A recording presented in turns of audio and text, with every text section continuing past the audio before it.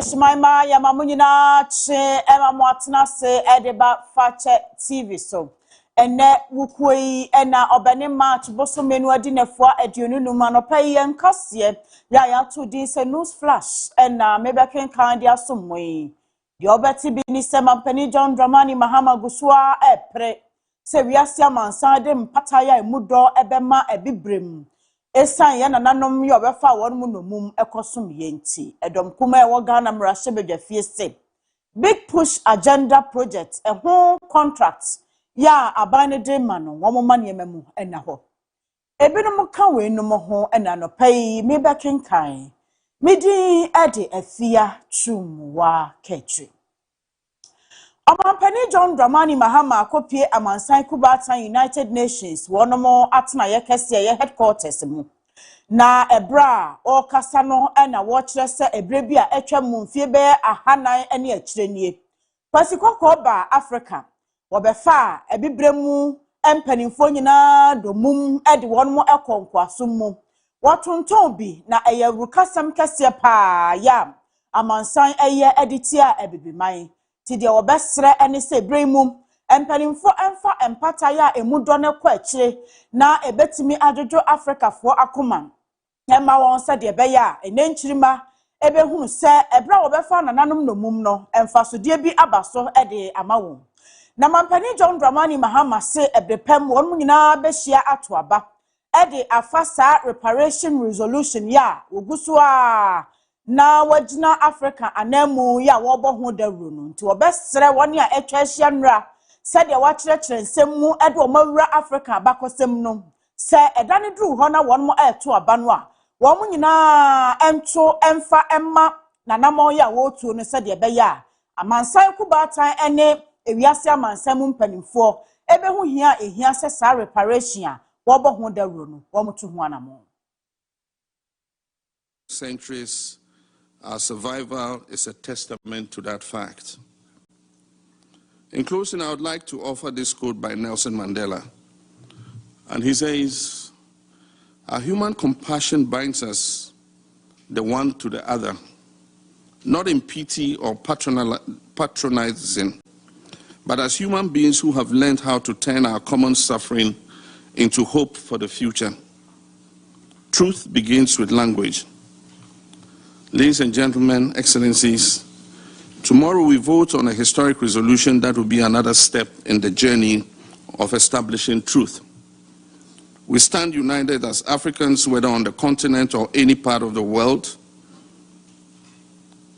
and link up with people of conscience around the world to seek truth and justice and restore the dignity and humanity of victims of the slave trade. This is a resolution of destiny. And I hope all of you will vote tomorrow to establish truth so that together we can pass this historic resolution and finally acknowledge the full horrors of these transgressions against humanity. Ora Samuel Okujeto ablakwa eye osofo hye amanonensam ene omai Ghana ne amama yahodo nkuta hundie so wono so de na no eto sansem kroye mu bi ene wo kire se no kre obibini nso ye nipa na ebra kwasikoko eba Africa no wono eniema obeye ye no ema eka bibiman nyina hye enti se bra so samampani Mahama ebodawura ti se ya esese wono nyina eboa se de beya atentene ne mapa ebeko ama Africa of Ghana. From that moment, a dark chapter in human history began to unfold as Africa became the epicenter of a vast system of human exploitation that would reshape societies across continents. It is therefore no coincidence that this story began on the shores of the Gold Coast, a land long associated with the rising sun. If the sun rose over the beginning of this tragedy on our shores, then it must not set on the conscience of humanity until justice is done. It is therefore with humility and determination that Ghana, in its capacity as the African Union champion on advancing the cause of justice and the payment of reparations for Africans and the people of African descent, has sought to provide a platform for big push agenda anase project eye mampani John Dramani Mahama ne NDC aban won mo hwehwe ya wode eba afi no emu baako ya wo mo de ACC akwan hodo ye wo my Ghana mu Na nansan ekuo bi ehye Media Foundation for West Africa ase ya wo mo de the fourth estate wo ram aye nhwehwemu na amane wo mo de betu dwa ene se big push project no ehho contract ja wo mo de ama contractor fo nyina no osusu se so sin bi ekoso eba na sanso a na emusika no ena wo pejamu akosoro ama eka sunsuro abeto my Ghana so asemi aka minority yedom kuma wo Ghana mrahye bedwafia menra wo ma friends amtrefo nhyiam won masema wo ka nyina ne se wo ma ahyeya ehwe akwani akwantempon so ebre se won momra abonten wo ma kyerɛkyerɛ kwan wo mo fa so de contract no ema ye contractor fo a wo de adwuma ne ma won adwuma kora wo de ahye won sa wo miemu na fan ye ne pepepe ye nda ne ho adi se de be ya Ghana fo nyina ebenya wo ho ntiase na daache obia anya obi korokoro de John na sika no ankwa ankodi obi botom ebra wo mo friends amtrefo nhyiam no ranking member ya wono ena ehye parliament ba sumko ya wo mo hye akwani akwantempon so no osan eye akim suadro mrahye beganim non monyamfo Kennedy osai nyakon ena gina minority anemu kasa ye wo mo se nyese big push agenda no enye anamontuo papa eye pa beboa mo my Ghana kwan esini dada mu nemom wo mo ma transparency enye adwuma program. The big push program is in principle a commendable initiative if adequately resourced and efficiently implemented. The project under this flagship program of the NDC government have the potential to significantly improve connectivity and open up key economic corridors across the country. As such, we on the minority side are not opposed to the policy itself.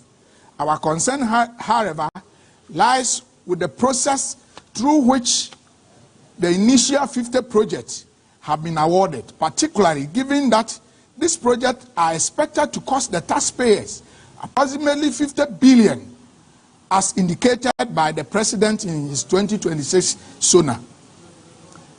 In this regard, we strongly believe that government must, as a matter of urgency, should publish the full details of this contract. This should include the identities of the contractors, the specific scope of work assigned to each contractor, and the unit cost per kilometer. This will give Ghanaians the opportunity to independently assess the policy and promote transparency in infrastructure delivery. It is important to recall that these are issues that the current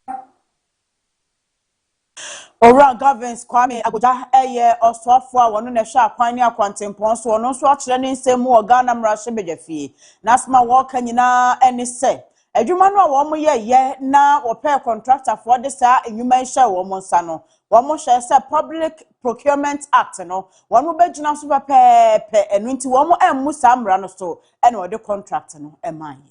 The program were done in strict adherence to the Public Procurement Act and its accompanying regulations. Mr. Speaker, all contractual information is publicly available and on the ministry's website. The Big Push roads were identified, or the original Big Push project identified were just 12 major economic corridors across the country, which were christened the 12 disciples. These projects were later broken into 54 lots to foster competition and speed up implementation. Mr. Speaker, additionally, 23 road projects valued at 14.88 billion, which were awarded by the previous administration and abandoned by contractors due to lack of dedicated funding and were absorbed as part of Big Push. These projects were novated to be Big Push under the new funding. Mr. Speaker, these are some of the projects. The design and construction of Swami Interchange and ancillary works, Phase 1. Design and construction of Swami Interchange Local Road, Phase 2. Takoradi Agona rehabilitation and dualization of Takoradi Agona Junction, including 2 numbered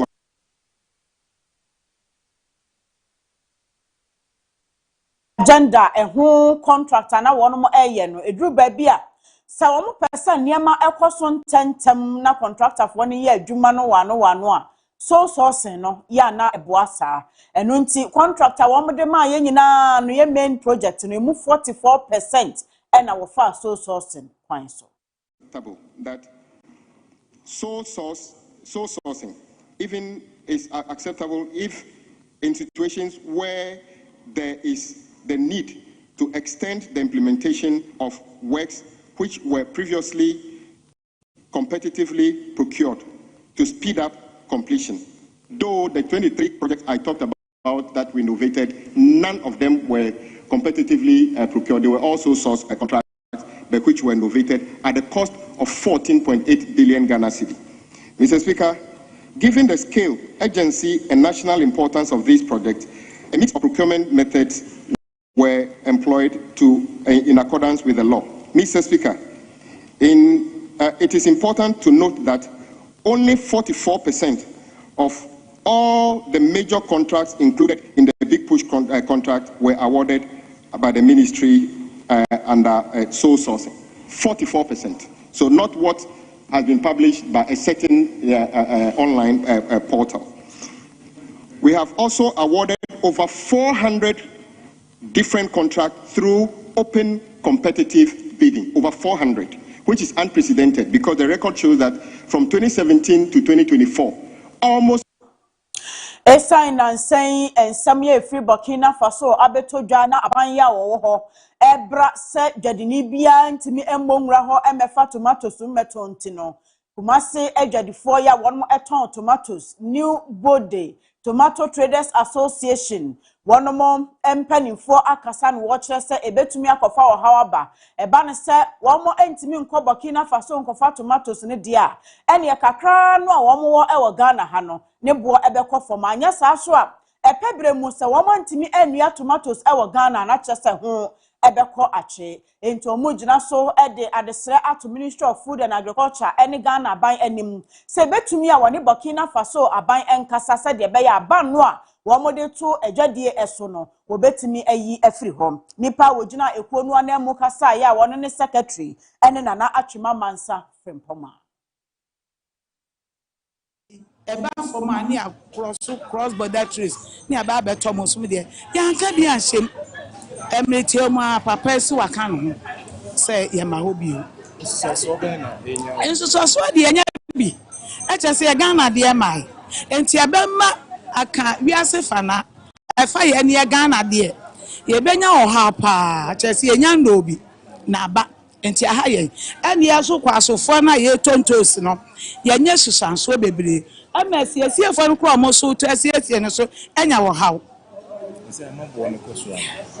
eboa no ekosoro nkosoro enso ye church ese papa ne esa no aka adwuma no bia ma adwuma ne bangi sike akoji o de ebe yo ayi wo haw amaye eno aso ne adwuma ye yensu adwuma bi anka ntosi adwuma ho yensu adwuma bi anti ese Minister of Agric yes ejadifo ni bi nso ekire se abanya nhwe no wanso wo haw ya no a daache won mo ho bekire won ebeka ejadifo na amebi aka Ghana timemufo enu nti omo sre se aban fasika enwura local tomato production mu sinse da bia won beko enkrofo aman so na akofa bi me fimi nkura abrem nyina me nya adwuma bia aka ntosi ho me kwakwan so me say yi bi nti no se se Ghana ba wa amwa ye pa dia me mikro makomadan ye wodam akese be mienu na wo na ta na so saa ye wodam ne etimi dua ntosi mane ba saa be ye ntosi anyway na nka ntosi fi wo ba say so bia agya dua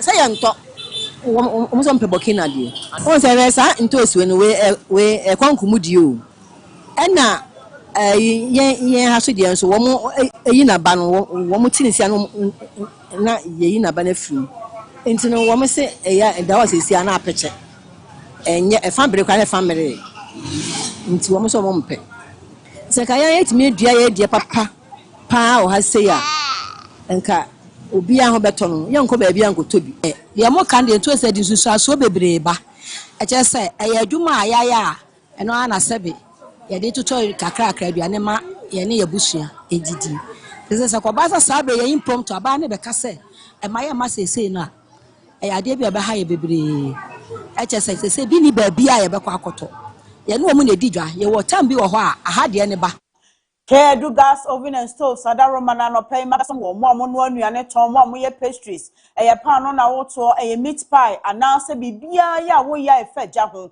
wo de gas na edi udwuma na wo pe ehun oven any stove no Kedu gas oven and stoves na me kamfo akere wo mo ewo Kumase so me police station achi na aboa so wo mo chi akwan ne bi wo nti ba bia ben wo bia no wako Kedu gas oven and stoves ho na wako GB ama na boa odwumadi wo mo numbers wo screen so wetimi afa na wa frem panimfo medi e de afia twum wa Kaakyire Daybreak etwaso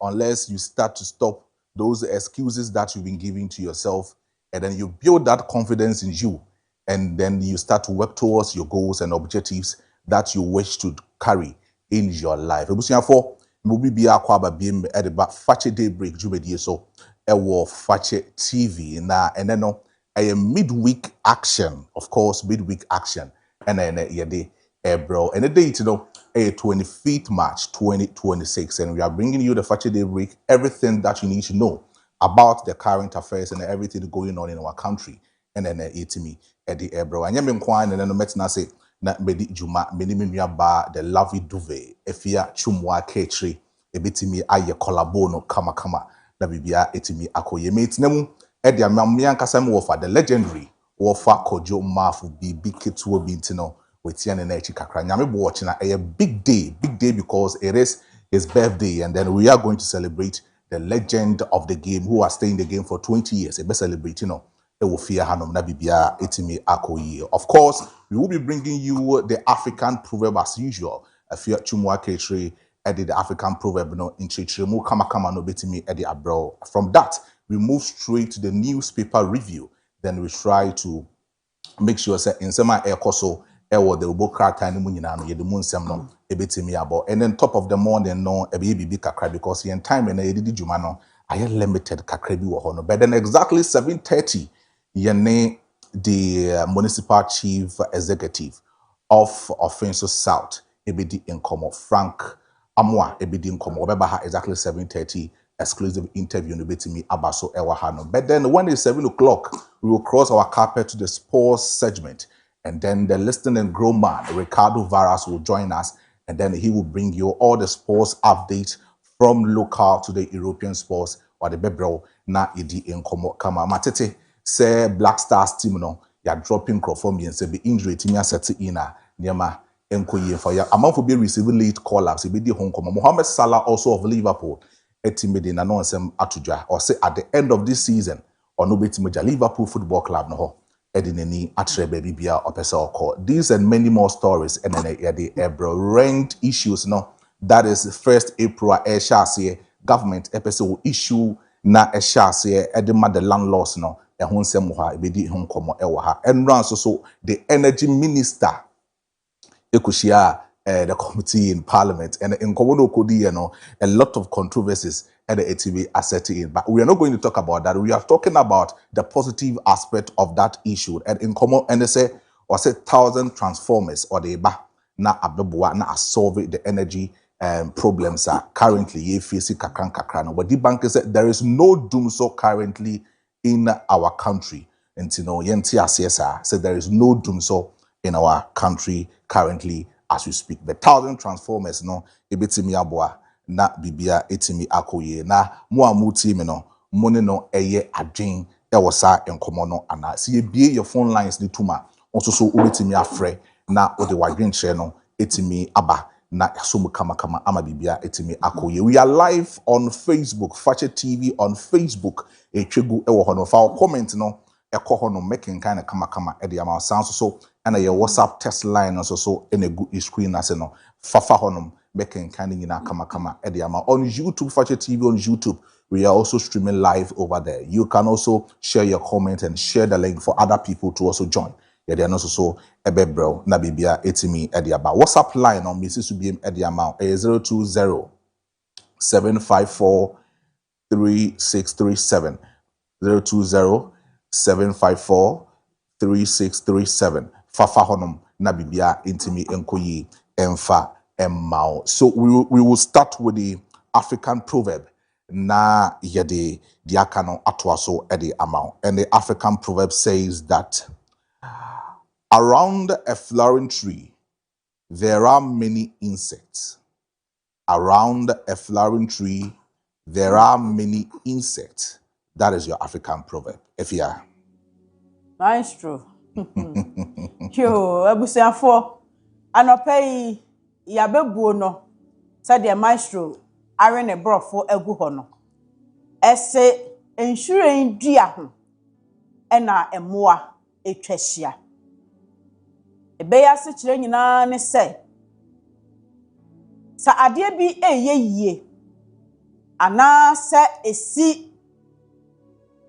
edin gie kwan mu a enipa bebre epu ebehwe se de ade no ete na ya na wo mo pese wo de wo hu gimu bi na kina bi obi kasa afa nipa no a waye yie no ho a wo matimi akase ampa ono nso enim oni kro enti aha flower no ejina ho de ma ade bi a efe ana se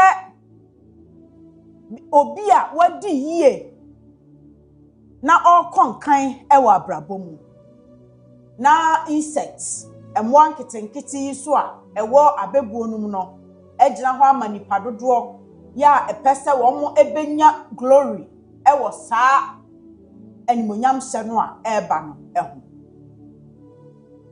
emfato ho a yebetimi di ama wa no pay ene se no kwasem obia pese wo associate ne ho with nipa bi a wakonkan yenhwe sikafo ya wo mudin ekwa animu wo Ghana hai obi ti se o se kwa me despite woni ni nua NS oforisapon ni aba Kumase na Dr. Kwaku Oten so wa ha Yera Ibrahim Mahama so ewo ho wo mo agigi din sese yankopon ahira wonom ama mo sikasam ekonkan san krofo no nam a ya ataihwe won ya won hu nipa dɔɔso papa obia pu edi won machi sɛde ɛbɛya ɛgya ne nte ho kakra bi ɔno nso ebetumi anya ɛde afiri ho ana sempo obi abie ne company adwumakuo bi na adwuma no atimi afefen kakra na bɛyɛ kokroko customer bia pɛsɛ wɔwura saa adwumakuo num na wɔkɔdi dwa obia tro application a adwuma ya na anu ya wo mo ba ye ya wo mo di age ba bia yi pese me ne wo mo ehwebom na me ya adwuma wo ho ofa application na ho en de ekro obi investor na ni gise ekwan adwuma no efa so ya watimi afefe edrum pompon so obi no wono so de ne sika ekohyem na ye bo adwuma ni din daache a ya bonidin aka ho se ya na no pay African proverb no kire se ensuren ye flower ni dua si ho a se de emu nyina munim no obehu se emo anketenkete wono mo enenam ho obia pese okofefi mu kakra nemom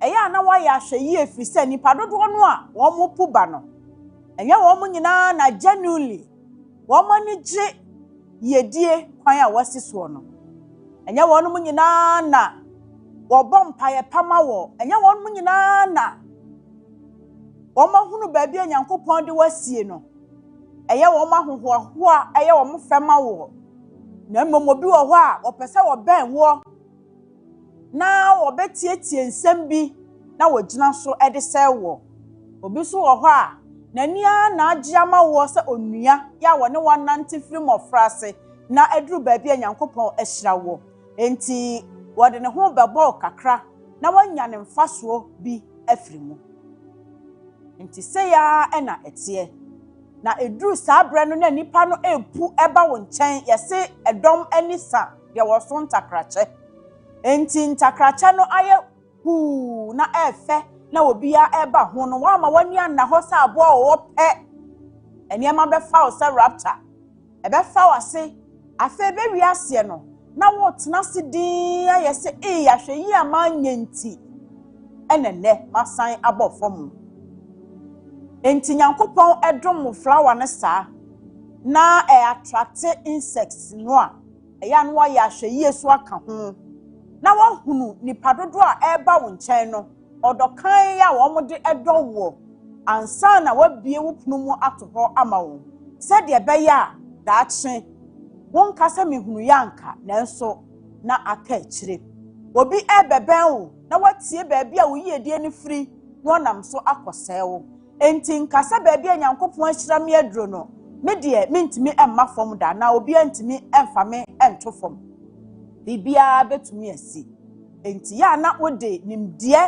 enhunumu ene adwene atai wo yie die no achi na wo hu ni papa pa wo no mo benante na wo mo so atimi adi aboa wa kwani asan nyina so na wo yie die no akoso a agina brane nti anopai ya foto kakra ya de nam African proverb yi so edi manuanom nyina na ye nyina ye nso ya fa bidi ato ye kotodwam edi aboye ho bra eno no fi se nyankopon betimi ahira wo bia ye te hai enche wo bo se bia maestro ede tundra bi mu afi Lord asamo ho maestro sa o se na kwa we ya ne ye ne tetete hai den na sesi a woda tundra mu na afi wo de ne ho ben maestro no de ne ho ben no mu odidi nkomo obi sa maestro na aye den efa he esene he kosi sen ti maestro so ema na dwiri mu ye hasabio na obie na no tra afi na Lord asamoa kodidi ase de etia maestro enti tu hofo na wuye die mu nipa eba wo nchen no nipa wo ye genuine na odo wo yie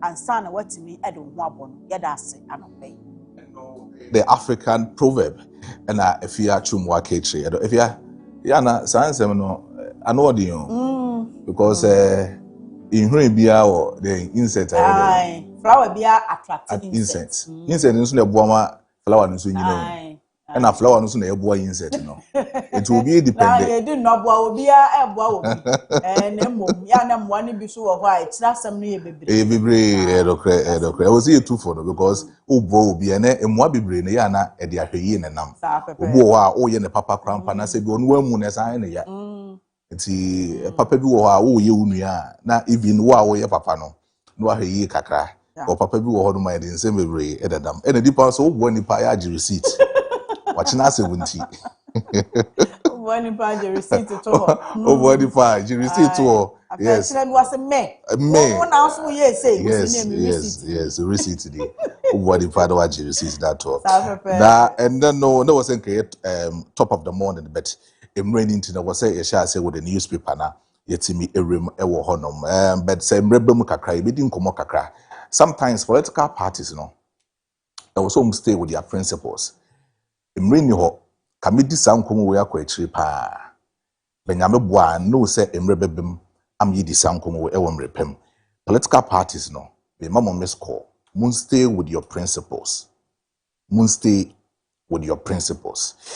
if you are share with the newspaper review and let's start with the daily graphic and the daily graphic have the president of the Republic of Ghana on its front page and then it says that slavery is criminal. It says that slavery is criminal. President Mahama declares at UN, tables motion for reparation and voting today. The other story also says that controller partners banks to develop digital payment platform. Diamond Mine Ministry commit to competitive bidding to select investor. And then Stanbic Bank launches Obesima to finance women businesses in Ghana. And other stories also just under the post of President John Dramani Mahama says that only 44% of big push projects awarded through sole sourcing. Road Minister is saying it right here on Daily Graphic. Yo abusia yemfa Daily Graphic da ubo krata no enhyase ewa ha. Amampedi John Dramani Mahama akopia mansan kubatan hyemu kese ase. Na enra wakasa bebre na wase efibra wo ba ye ade ba akwa wo champion e de ama Africa reparations sese amansan kubatan ni wiase amansan.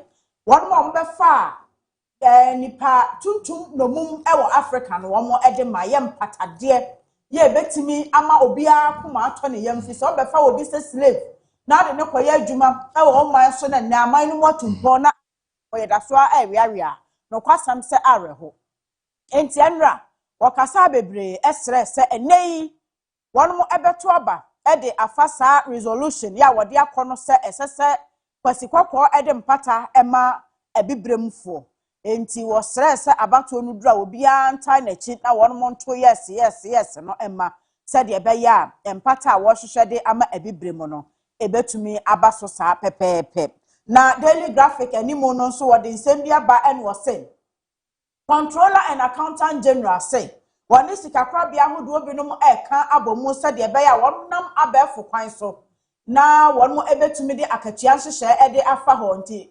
digital payments ho platform na controller any banks akabo mum ya won mo eba be ye ho adwuma na Diamond Mines ya enano engineers and planners mpanimfo wode ahya won mo nsa ya won mfidi akogu a wo be hya ase atufumagudie no na ahye ya ehwe my Ghana fagudie etuo so ebo amane se won mo be makwan ama competitive bidding akoso eni se ebia won mo a won timi tufumagudie na won wotumi krata no nipa dodo no obi a emekira ne bobre ene yese the violence takes it by force enti wo a won sam kan ye betimi atompanimfo asomu no ene na won mama kwan na won soso wode ho ahye Diamond Mine no said the engineers and planners for so ekoye ho adwuma no mu ebin sa enso na daily graphic amania wode aba ewura governance kwame agboja rose minister so sourcing ho sensem ya the first estate for koye mu hwehwemu ba ye no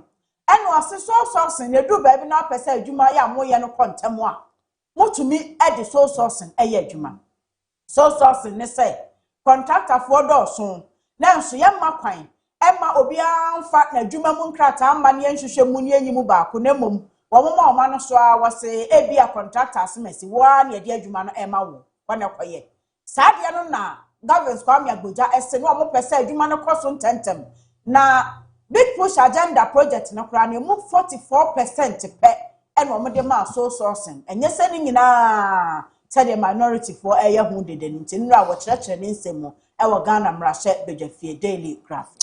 And then we continue with the Chronicle, and the Chronicle newspaper have the minority parliament also on the front page, and also have the Minister of Land and Natural Resources, Mr. Emmanuel Ama Kofi Bua, also on the front page. And then it says that the SOCO project, Empowering Women and Youth, that is Mr. Ahmed Ibrahim saying that on the front page of the Chronicle. And also the minority blows cover on whole airport deceit.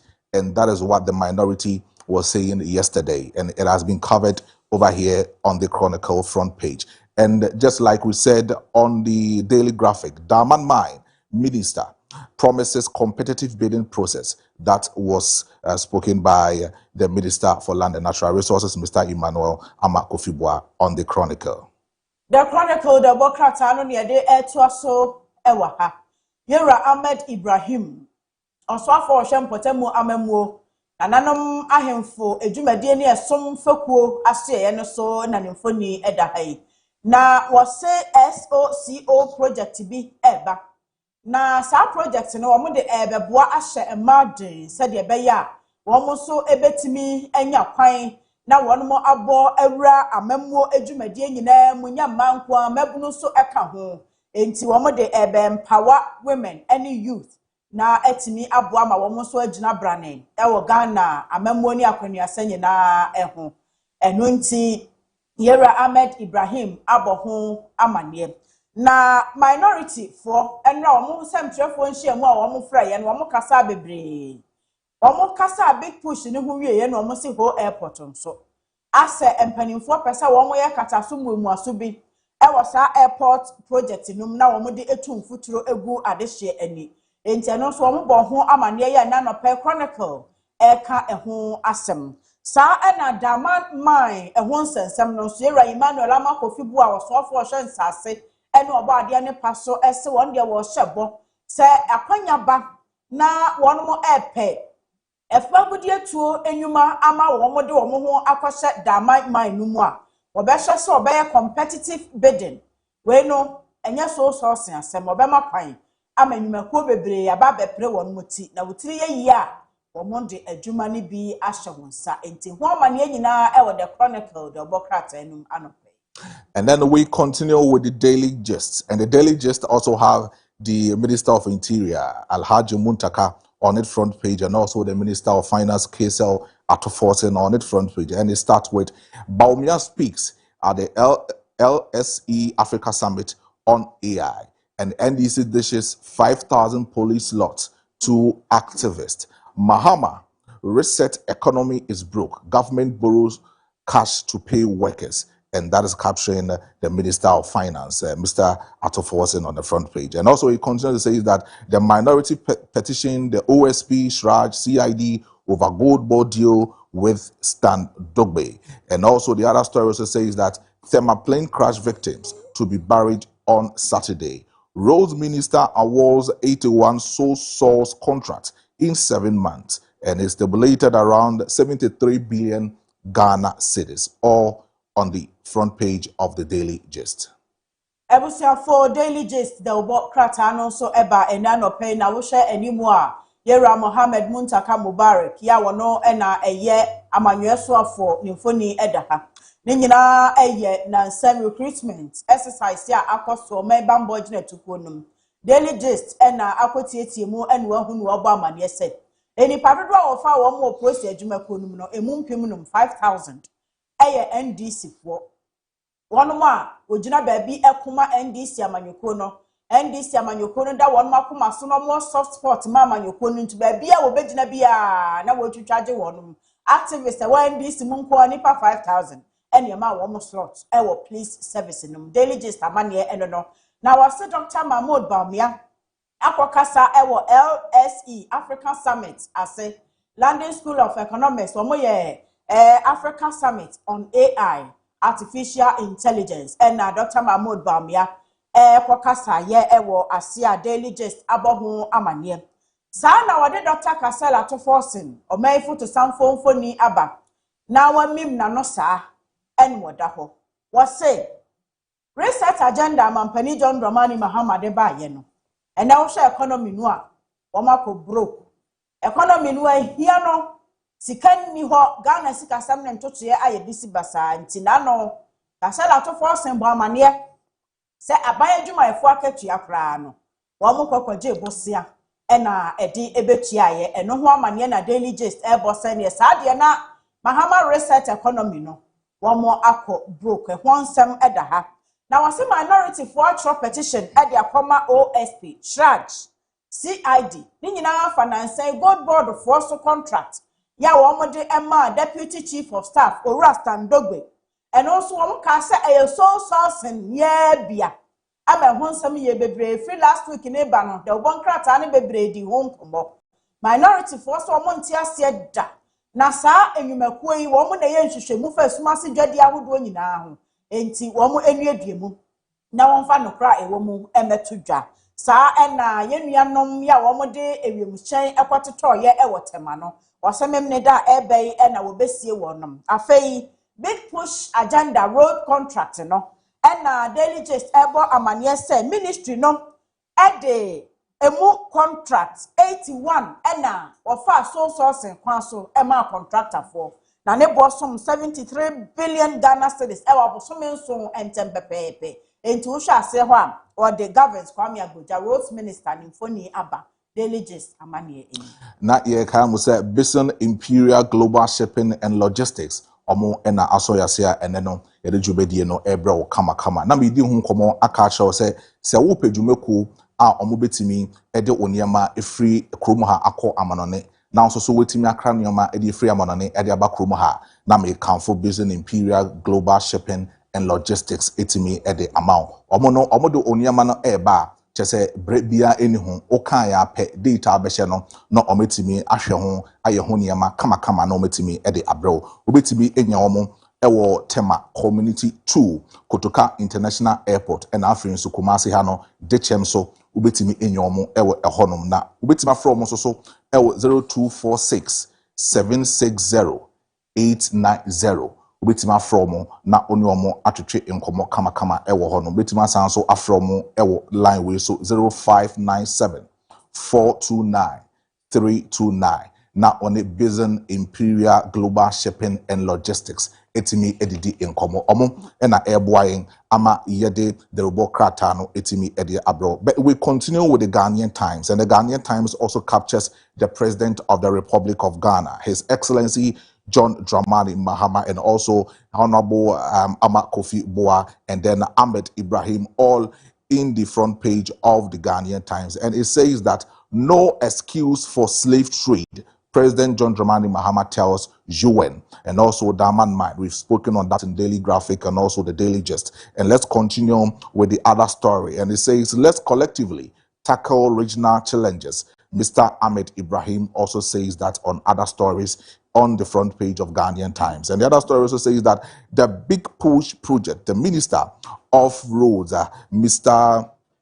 Kwame Abuja, also says that road minister dismisses claims of sole sourcing, all captured on the front page of the Ghanaian Times. Ebusia the Ghanaian Times the Bokrata no na mania wode ba no pen nyina no yedi kan abobo bi so edada Bampani John Dramani Mahama wo UN wonu hye mu ase ya wo kasa dia fa slave trade ho se eni kwanse so eni kwanse etena se ema ebeje hini ne wono mo edi akono womu ni nko de aka ne beba ho ban na mom ye omu di ye no esesa wode ho mpataje eba enti yedi kan aka ho asem ya the Ghanaian Times so ede ho amane aba na last minister say Diamond Mines and sase no a womo hye ase aye ho adwuma no ministry no abie na promo ato ho womo be competitive bidding no ama wone a wo tumi krata wotimi tufuma gudie ni nyina aba bepre wono eti Sana Big Push agenda Rose Minister Edaha ena watch let's say contractor womo de ema ye ni nyina na ye so sourcing na de womo ye so sourcing no na womo pedwuma no ententem entira ena yewra Ahmed Ibrahim our ye local government minister so let's say na nanom ene abamu panifo nyina nka wo hommom se de be ya mantam no empuntuo ya won mo hwehwe no won sabetumi aka na wo how any sinto bia edi mantam ahodo no empuntuo asabamu no so obehwe na wo matumi asa no. And then we continue with the Daily Guide. The Daily Guide captures President John Dramani Mahama, and then it says that Mahama loses Lincoln honorary degree over LGBT bill. And it captures it on the Daily Guide, this issue. And also the sole sourcing contract, we've been able to discuss it on the Daily Gist and also on Daily Graphic. And then EU-Ghana Science Security Partnership, that has also been captured on the Daily Guide front page. And also the other stories also says that the NPA extortion trial, 2 accused cuts deal as OSP witnesses, all captures on the Daily Guide. Daily Guide the Bokrata no ne de etwa so e wa ha wo hwe animu a ensem de anopai wo de bebre e na aba na nanka wase Lincoln University ede abodi bi ebema mampani John Dramani Mahama enra nyina ba na ye hu Lincoln for say womo na kan ye womo san boa ekurase maka ba nya nwe ni nyina ye LGBTQ ehu bill ya se kwamra shebedwamu na ye bibie wo ho aban ba ye obi anya hu de ho nsem ekro na Daily Guide say won mususu se LGBTQ bill ho nsem nti na Lincoln University won mo assign eche honorary doctorate and say degree na omode mama mpani John Dramani Mahama na sensan ye enya nto enya ntia enti amaso na Daily Guide assign abo amane na usha ha Owura Richard Ahiagba ene da hayi wo se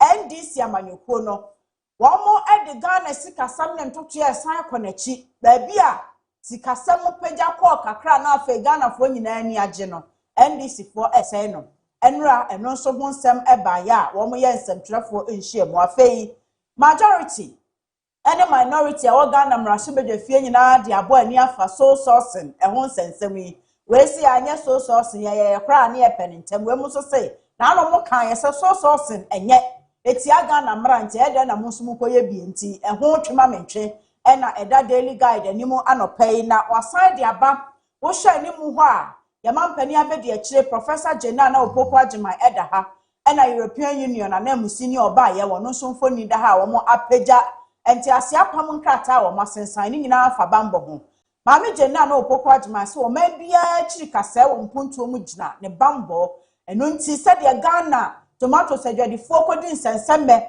ewo Burkina no mo mpese bisibiem enti oni yiyufo ekọ sa partnership na for defense ho na wo matimi di mfidie ene akade a ebeboa security agencies ewo Ghana ha no aba ti eno ho adwuma na won ma ya wi a Daily Guide abo ho amane no se MPA ensensem mpanimfo ahya ase etu ho anamo no afei de enipa mienu ya na wo de kwa adu abo wo mo no wamane aba bedane OSP adansefo enti daily guide abo ho amane daate wo motena asem ne so na ebehunu ba bi suicide body ho no ebe na emrepe bono medi Millennium Construction Company Limited ho adanse e de akireo e wo kroma ope company asebi eba adanse ho djuma omudi djuma na kamaka mutwa ne nita be come from Millennium Construction Company Limited e de ama so makasho emre se no medi o ho adanse de cho be katri enkomo na e course so e wo newspaper ni no ba ko bi wo mu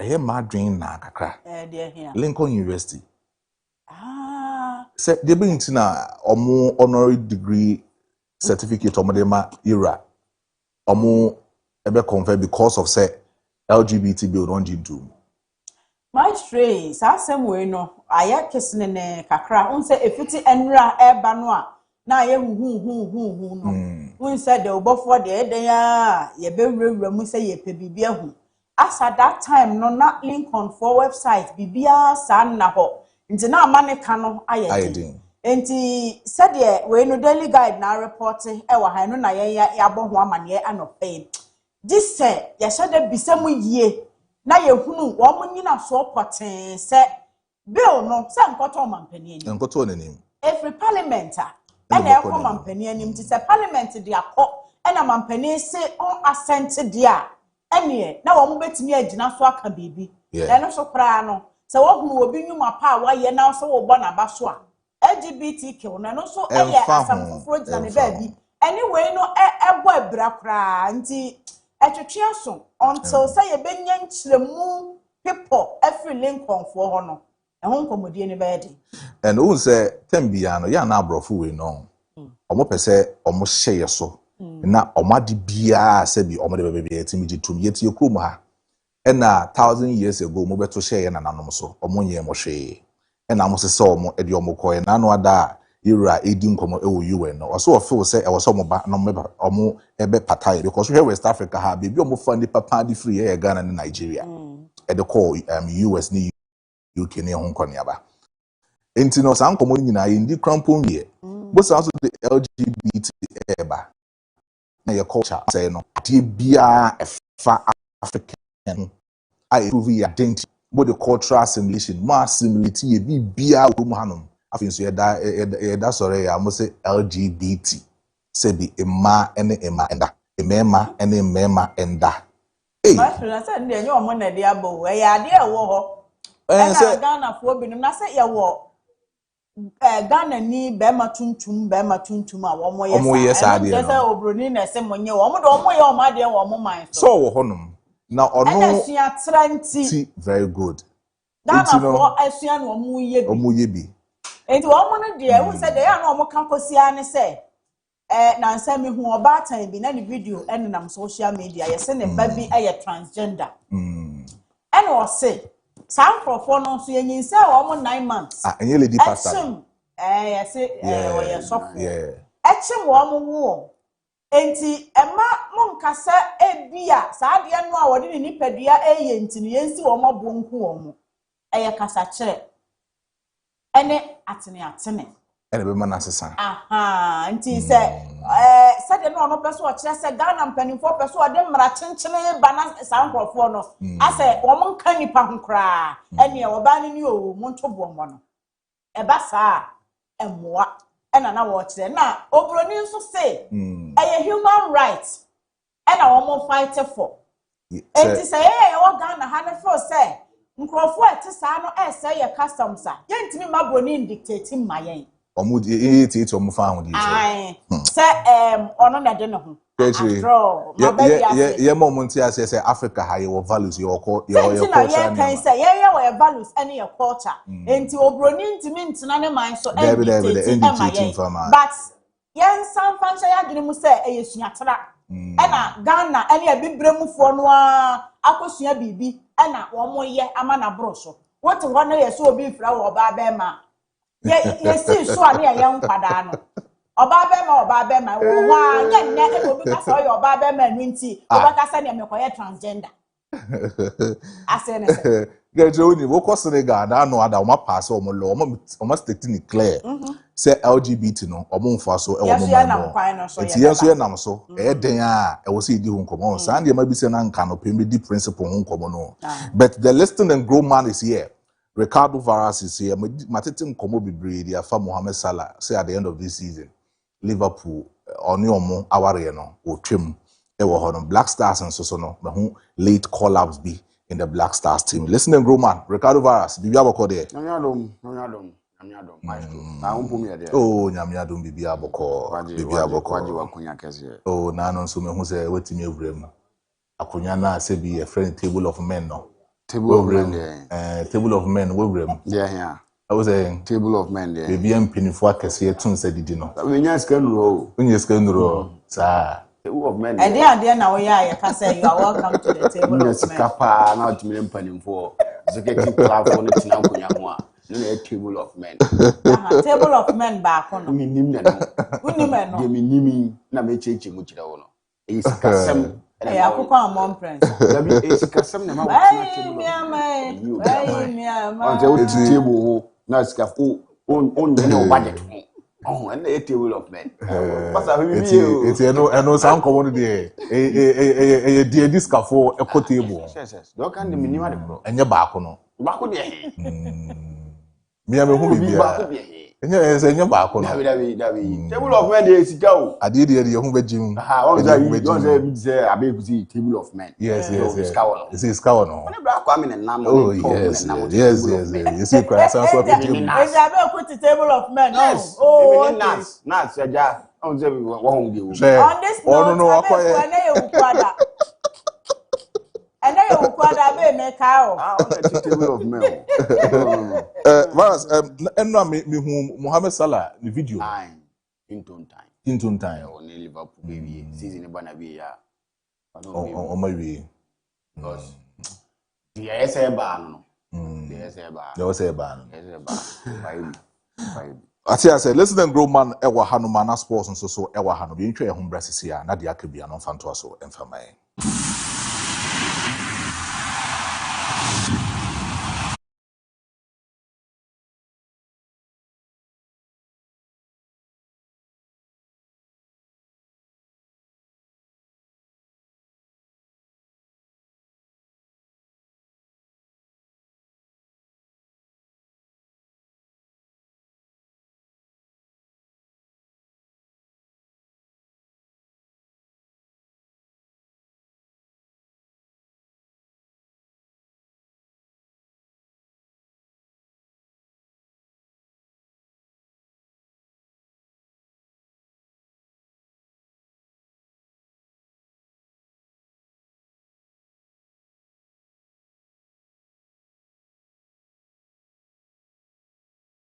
Samina asi ewo afie ene nkofo nkuro so ne akabom ye de abrawo na wonso watimi ehu se de nsem no enso esi konti we de ye kofi ene maame etwa omo aba na ese afi nsem aka achi na no omo enso atimi de aba beso me de ye amano nsem ne afisem ne twim kakra bi na eso aba beto aso na mani na no enso atimi akoye mi din no de Benjamin Jamfia kwako betimi afren Ricardo Varas me ne bigina ha me ne odin komo ewo ye agodie mu nsem na ye din komo ne de na anim sayam blasters no enso wo far away omo wo Austria omo enso ehwese no mani na no enso betimi akoye dia omo blasters players enso edi asa ene se de nsensem mebri enso esiko ne anim se ritual ewo ye blasters camp so ye new player na obanko ade a esempanimfo twahia na afi ugina mfimfin udi asa na eze yenso yetimi initiative ede ba yam blasters team ne nora ni be hwe ewo camp wo de we are boys no enso edi asa na baako a udi asa na asa no koyi pa ye local player your friend Benjamin Asari na akọ na hia asa odi de we amanfo bodgene so ane zampa brante no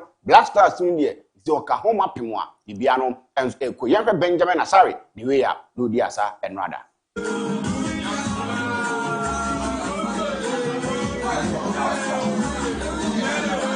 ana za de na du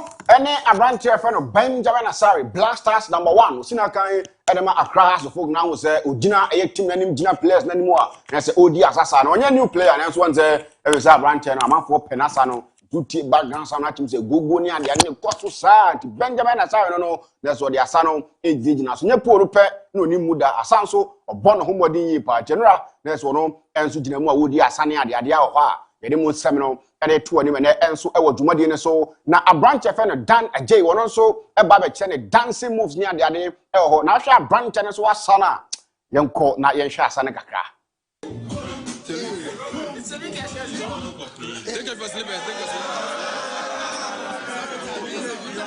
Take off the slippers,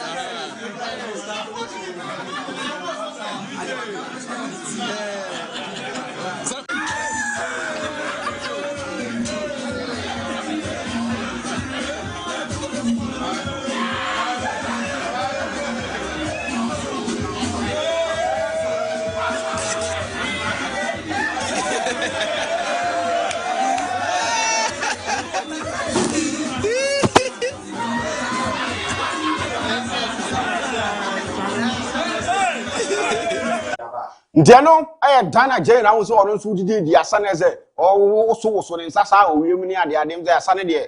Before we asked Sunday, I would be cry at the channel. 2 teams or no, and so a dear Sania, the other wise, and no money now, and so a team echo. Now, branch a friend of Marvin, a branch who bas him, so about them are two, so over them are Ghana. Then Zimbabwe, if we actually a branch and choose, so we see a kind and my friend Ghana to be Piamuno, there's one also, and penny for share now initiating into the team. Now, also, Nasano. Say no so no welcome.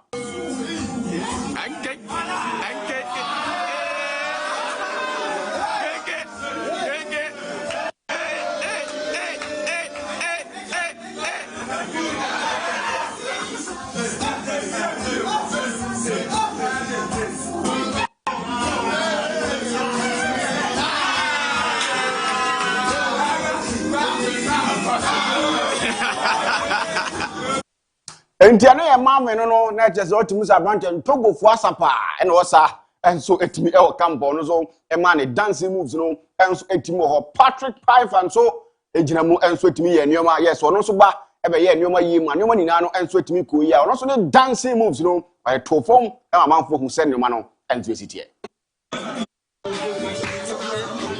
Okay, this one is better. No, start is better.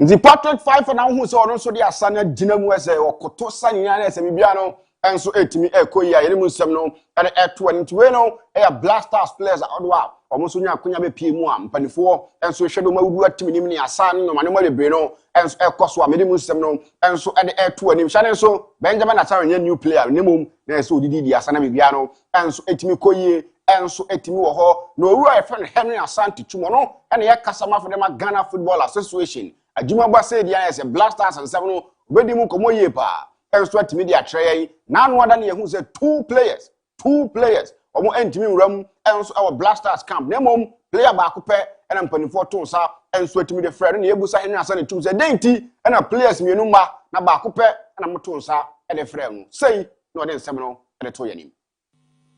Well, you have to look at trying as much as possible not to break the spine or the core of the team.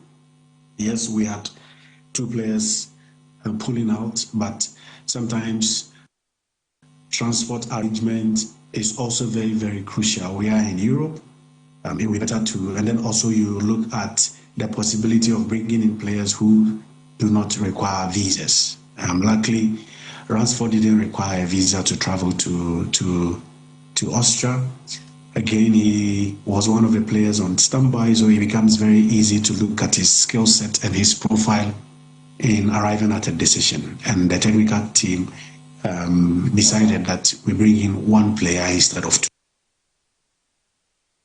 Alunti and somewhere opania your friend Henry Asante Chumni two just say a branch your friend Brandon Asante Thomas Ama na Kaakyire Williams Ama komo hwe ni mo so me friend nipa mi no na say there be a branch your friend ye bo corners do fa pen to be friend no and I'm say e ba abuchin sensemu dia on say aya na say hwe nipa no ba bi owo oba na visa ahodo ne ade kwan obefa so do company na no e so timi consider na be yetimi ko you consider no now we say the spine of the team enya ade abetimi assign no ntia no na nam so ma nipa ba ko pe na mo friend no after say nipa mi no enso pull out of the blaster squad a yedimu sem no ere so mo na no pay enso e wo dwumadie ne so na owie ye no or the update e wo camp blasters players a wo ma camp and say no ma isi ko wo camp no yedimu sem ere to yanim na say e do bo ne komo na chire.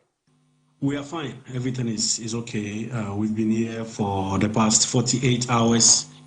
Those of us who came from Ghana arrived Sunday, and then the players also started arriving Sunday evening. Yesterday, the rest of the players jetted in. So as we speak, we've got 25 players in camp. You remember that 26 players were actually invited by the coach, and then late Sunday through to Monday morning, we received news from Kaakyire Williams' team and then Brandon Thomas Asante's Coventry City that they picked up knocks during their respective matches over the weekend. So immediately one of the players who was on standby was drafted in. I'm talking about Ransford Honingsdorfer. Once we went through the process and the club agreed to release him, we got him his ticket and he arrived late last night to join the squad. So far I would say everything is okay. The past 48 hours have been very productive. We've had 2 training sessions. We returned from the second training session about 45 minutes ago. Today we had 25 players training. Unlike yesterday where we had 21 and then the previous day we had 14. So that is it in terms of updates with respect to player arrivals. Thomas Partey came last night. Lawrence Atizige also arrived last night. Antoine Semenyo arrived yesterday afternoon after his game on Sunday against Arsenal in the League Cup. And then the last two players actually to report were Alexander Jiku, who is based in Russia, and then Kojo Marfo, who is based in France, who plays for Nice. So we have 25 players in camp at the moment, and all of them took part in this afternoon's training. Ano ana samu akasamafo edema the Ghana Football Association Henry Asante Chum mu extensively e de camp news anyhow anoma ni nano na ntosifa koye players awodo a omonso wo camp ni nano opani na jebre e de wonsem enso atimi e de asomo yen na enora ye hu se Ghana young football president Kurt Okraku enso atimi attach down enso e wo ye ho a no enso atimi ni namu ase bibia no enso atimi ekoye wo na ni onyam ene ne support eko akakoma yam blasters team no na se nyoma ni nano enso atimi akoye de amaye no ene sade nsensam no enso asi ku anyame pa e da fiada na se game no enso e baswa ene mu nsem no enso e de to ani mene enso e wo dwumade ne so yemfiri wo e wo blasters nsensem ni na afi yenti wuram na afi yeni nkomo e wo Ghana yem football ni mene ha wano no enso asi ko no pani a ye frɛ no eye honorable Abdullah Jinapo enso atimi di nkomo na ne nkomodie no enso eye on Astro Times ahodo a ye DMPZ enso eye e wo Ghana ne nyoma ekom enso e wo. How many Astro tests were you undertaking across the country? For Astro tests, we have about 25 Astro tests.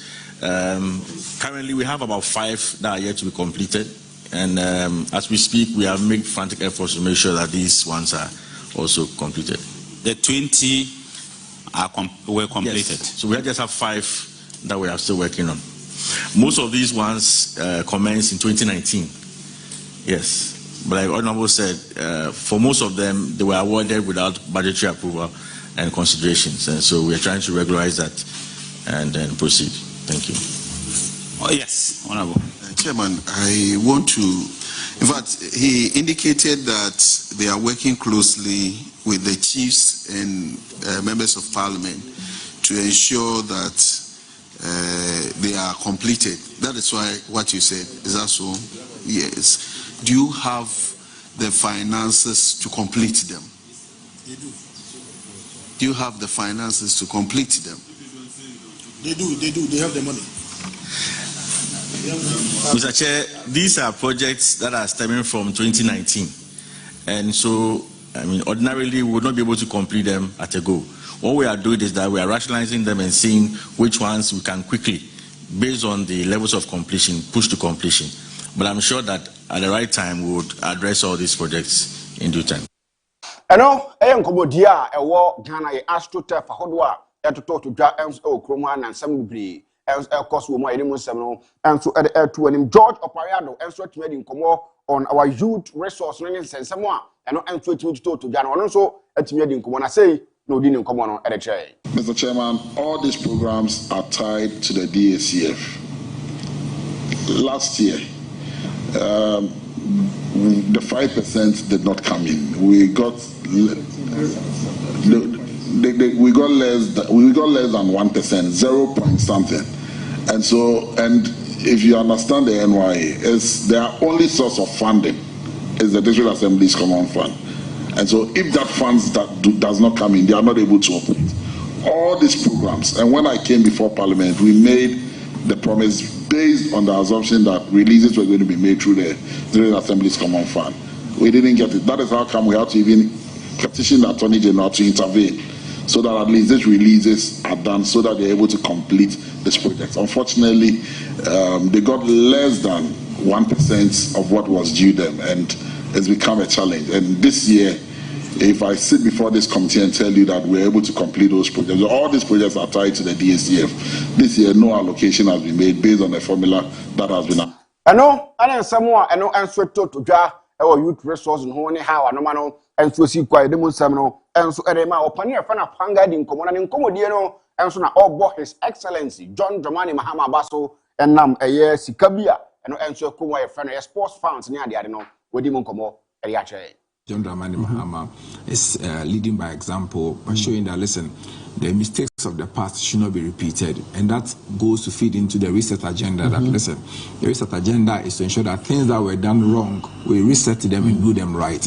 And so we will not spend public resources, particularly taxpayers' resources, into sponsoring the Black Stars and sponsoring people to go and watch and come back and have all the issues that we usually used to have. It's actually in the Jamafe report. Yes. Yeah. Yes. And so, going by the recommendations of the Jamafe report, it is very prudent that the president has shown that, listen, we can raise these monies from the public.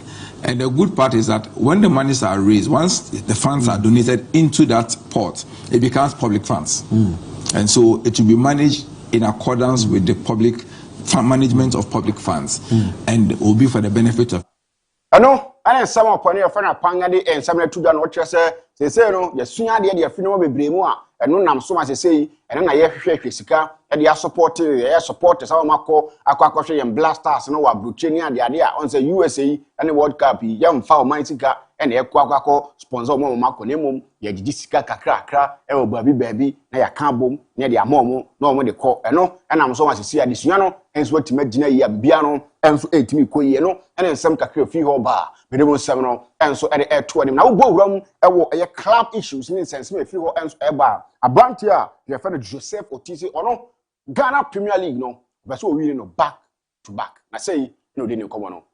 We believe as a team, it takes so much to just reunite us as a team. Because since our new coach took over, Smith Freeze, I told you guys, like, on top of affairs, and whatever he's done for the club is very massive and very transforming. So basically, for some time now, the team, in the last 6 matches, we've won 5 and we've lost 1. It tells you how much we are set for winning the league once back again. But as I told you earlier on, we are picking game after game, match after match. We are not in a rushy form. Last season, we won the league almost on a few matches to go, probably the final day of the league. But this season, 8 matches, the people still think they can win the league, but we are picking it game after game. So let's see the few months ahead of us what will happen. But I believe we're on track. As I said, everything looks set for us to just win the league back to back again. I know, and then someone brand here, no, and any two done what you say, or omo fa na match after match amanfo gidi say league jere ne ade no omo agye no da bi omo de kakran say no omo 48 points Ghana Premier League no omo ene dasoro bibia no enso etimi ekoi edebo omo a yedimu 7 no enso eso mo ne enso ewo dwumade ne so uwram wa Asante Kotoko so ya reporter e ba kire say wikoya mu no e be say no ma bebre enso betimi akoso e ma si wo nsensem no enso betimi abeto abonten ama omo a omo gidi eso betimi aba be ya adwuma no omo enso betimi aba be ya adwuma na no mani na no enso etimi akoyi Asante Kotoko company fo guso e draw plans awodo a the players enso be wuram e wa Asante Kotoko na no mani na no enso etimi akoyi no na nsam kakra fi ho ba mede mo sem no enso e de eto ani ma me fasima kakra aka no eni nkomo e wo nkrofo nkro so na yentimi hu se de nsam no enso asiko na me di nkomo ne de a me start enso de fra branch e fa no Mohammed Salah so ye ne de di nkomo no enso atimi di akwanura ene ye te se season we no ende a branch e fa no Mohammed Salah no enya de obeto aso biem e na team e fa Liverpool a mun sensem de bebre ene free wo enso atimi bantu de yenko na ye nhwe se de nyema no enso sikwa e wa bra na announcement no ekozo. That's an amazing goal. It's a work of genius.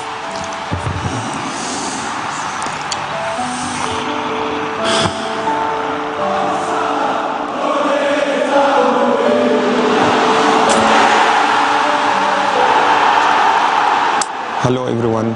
Unfortunately, the day has come. This is the first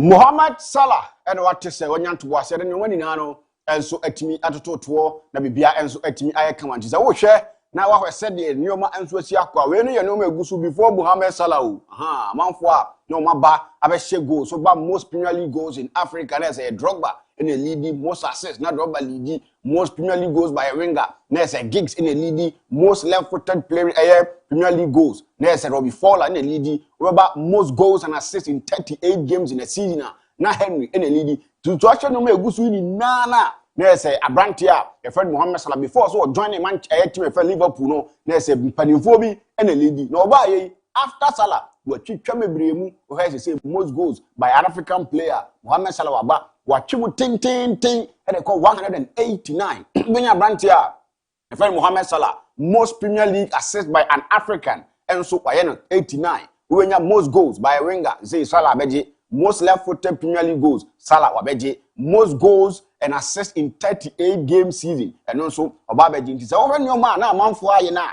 say Mohammed Salah ba obetwetwani ni namu enso atimi e de free ho na hwe since 2017 to 2026 games ahodo abranche no enso ebo edema team e friend Liverpool 433 games and o share 255 goals 118 assists and I feel come be able to say 373 goals and assists and what me and my team your friend Liverpool Premier League no jimienu Carabao Cup or jimienu FA Cup or jimienu Champions League or back na fe UEFA Super League no so or back FIFA Club World Cup no or back Community Shield so what me back Premier League Golden Boot or je Marco and 9 so sound so na PFA Player of the Year and so what je sound so na footballers FWA footballer of the year so and also Jenny Miansa na fe Premier League player of the season so or Jenny Mienu Premier League player playmaker of the season so or Jenny na fe FIFA Puskas award and so or Jenny ba kunti a branch friend Mohamed Salah de Liverpool no we dim komo wa born homodin uchire mu na wo chire mu se wo hwe the best period of his career no em se ba em se Liverpool branch ye player no wa Chelsea no man tintam amfa ama no okone na mu Roma okone na mu Fiorentina the Rome Liverpool to say records ahodo and advantage to atwetwetwamu at the end of the season no when Liverpool ends 8 min to aso biem na nka ne contract be wu 2027 so Liverpool for atiase so won firi won ko na afi bibia no enso entimin koyem famana no ene nsem wo afiri Mohamed Salah so ye ba minimu nsem no enso e de to anim amanfo say okọ eye America kwakosi akan amanfo say wo Rome Turkey no kwakosi akan ho sanso na amanfo say okọ Saudi Arabia na afọkọ kwakodim nkomo ho no ene nsem Kaakyire fi oba Liverpool for say Mohamed Salah ekọ na afi omo enso akatua nsem no £450,000 a week ba be free mu de na so metimi akọ na afi kwambia so no omo de Michael Olise so etimi afitimi efe na Bayern Munich mu no oba be sia branch efe Mohamed Salah nan na se ne mani na no enso etimi akoye no ene nsem afiri Mohamed Salah so ye ba ire mu nsem no e to anim uram wo Tottenham so ya report amete chese 2 managers and when you abria one person at the end of the season do kan ewura your friend Roberto Deserbi ono empanifo he so metimanya no aba be gina masia kan abomoden enso atimi da ma sanso no owura friend Marco Silva de juma e de ma Fulham ono so omo he se bibia to yi a omo de be na afi aba aba be juma enso atimi e de amomo owura mo Barcelona so ya eni nko ketewa bi wo ho omo former president owura your friend Batamio say no one de na ekoye pa o na de si ye e ma team your friend Barcelona say me ne wo kasa yi e ka adokoro mu no eye COVID-19 no say na no da bi wura Ghana manfo say COVID-19 e na ma ye nyoma ento tima ye basa no former president e de ma Barcelona wura friend e Batamio say sabi e de to team your friend Barcelona no ma ento ekoye pa de mo na pandemic ne ba no na say 2019-20 season 2020-2021 season no na say number ye dey my kapa 500 million euros a cap ebe minute team e friend Barcelona na mo a e dey di mu ama nei basa e cap amene wo sa odi mu nsem no enso e dey tuja abrante friend Paul Kubasi esina kan ne ma Barcelona sanso e Spanish national was say amanfo e na World Cup no omo na betimi agi no say ampa they had a wonderful campaign enso e wo euros na say amanfo gidi say omo ye favorite enso omo ekọ na afun aba abo mo nemom ye was several national teams a ogidi so omo so betimi aba be ye adwuma bibia no enso etimi akoye owura fe no Zizou na say Zidane no report kire say one oman ya fe no France de omo age atuma wie aka nwa ba ko menu bi a ombetimi da hyehyem na say ano enso aba abe head coach ada oman ya je fe no France na bibia no enso etimi akoye branch fe no Kvaratskhelia so Georgia for name ne so no ene omo captain a say obedi omanim na say bibia enso etimi akọ no goals a wodo no hyede ti a Chelsea no emisa aboa ama brand say captain amban no omo de abo no ho kwa kogina mu na say bibia no enso etimi akoye de man no ene nsam Kaakyire fi ho ba mere tu ani mane enso ewo dwumade ne so Benjamin Jamfia Kwiako ne meden with my friend Ricardo Varas na se kese nkoma ben na so no na hye dwumade yi ema ye de brel sanso na T-Break support ye Julius Star support ye Habib the special one Abu Diabe Luther Kenafe won makani na support ma dwumade no enso etimi ba so ame bigina ha e kan sem no enso etimi de chow Daybreak etwa so e de ama ben you afidie no emfia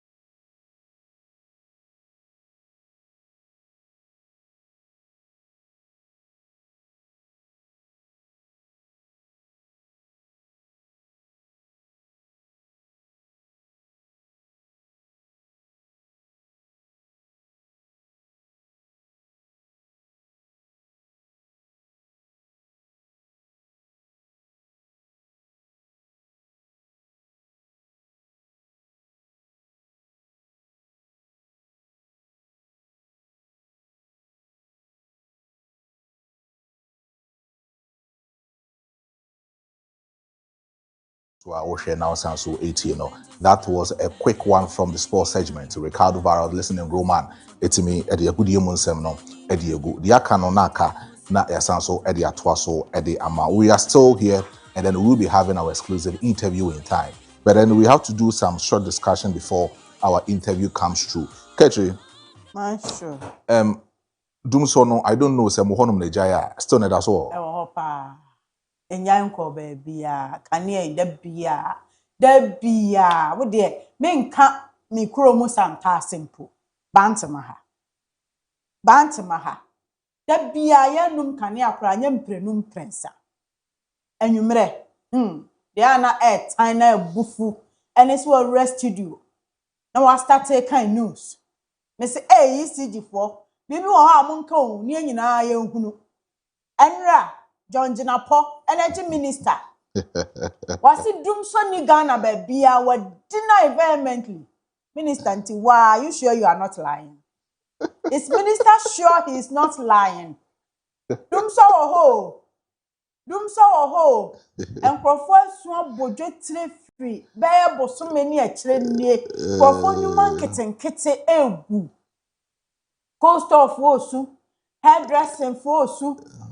Taylor Fosu, welder Fosu, the minister says still, Dum so ni Ghana nti mo admit ya. Dear ne besi. So your phone susu. Oh dear. Say Dum lies na show bad dem sana. Untimi nya. Intimi na. Say ofifre to anu apepa. Untimi na. Aware for kra de bobo. I was a maestro. O ka asem ehia no ba bi ode nam. Emom no kwasem pa se me nko akra me dai. Ehye utimi de me saa. Wo de sesi asem yi me kon ho akere wo a, wo be ho heat rashes a egu me kon. Because ehye wom, enti upon adwuma anwumre na wo koduru fie na se adum kanea no kwasem pa se ya na emu oya. Emu oya nti ECG for ne energy ministry. Mama no kra ewo ho no empie na yenhunu de etua mu. Dum so na ba. Mama yenhunu na ebia kakra no ewo ho no mo be hye de a moncheche munya timetable no na yanna ye ho so. Fi se eya se bia me free fie ebei. Me fridge si so na me free fie no a ebo no nsia na bia ye dum kanea no ebeto mu saa bia 3 pm 4 pm. Ni aso na kakra efri be no nwotwe na wo fri adwuma mu akoduru fie no wo beduru ni asan adum no to be kona wo fridge mu nyina nane and ade baako a esan so kra ye me ya esan so eye me menti ase wo ho no say you see say ubedum lighter wo nhyehyeye ebia kwabri is and we had a stable electricity. But President Mahama said he solved Dumso before leaving office. And it's who solved Dumso no crash still and that's so a debate. MPP na solve Dumso and now President Mahama survey and sana all free abemu as at 2016. You see, no, in them case is quite complicated. The energy minister and so Emma Beam na umedini nkomo. Unze sa nkomo we na nka no person can be din nkomo bi ba nkomo no person watch na pan na medi because na no ada it was the same energy minister. And obedi nkomo say o hwe the wi anemani si kona Palugu dam no contract no. Omo disika na ma cancer contractor no. Okay. Na sika no mo de ma contractor no adwuma bi anso nko so. Na eno committee nkomo no okodi ye no. Publications by city for etimi publish ye the babonti ne say wakoje atum say yeru ananado adodan kwaku for entria $12 million bi amfama contract bia pacho say nyon ne kan o say so they about say nyon ne kan so we bet throw their to Facebook or say nyon ne kan eta no pa meeting ko me say me pese me ko sa controversies nim ba enkomo na onu no edi ne say omo de asem na ma attorney general any minister of justice or probing investigation to it. And I can tell you, yes, very good. Now, the problem is, you see, when we sit in this country and then yensem anya consistent, That's yendin komono consistently ama Ghana for who say and you may be wa and your politics are semi ye the moment ye cannot crane the actual Ghana for ama Ghana for who send your name city if we should do things in accordance Ghana for who say nyama na ekoso wo man nim no is a big problem and we should all abide with it and then solve the problem so man can no kan anche Ghana for ye mu bi e de bet na baabi e de aye politics e de tia wo government now what is no so sometimes you should live with your words enkomo na oba be di ache Ghana for no ochine bi ne hunu se sa enkomo no embe hantel because the moment enkomo no be hantel no the people will use it against you during election time. Say enkomo hantoa, the people will use it against you during election time. One ya a bit me how. So we are in this particular country that the politicians should understand that you should live by your words. Be principled enough. Be principled. Among your semina ye will no. You should be principled. Principle ni yedeng. Me, it's my belief. It's my idea. Idea guide me. Amama come ni mabo me bra e wo me wiase amete no. Etu timi hie obi say this man dey or principle man because was set some rules. Bi dia man ho. Eno an o di so dia akoso dia abo ne bra.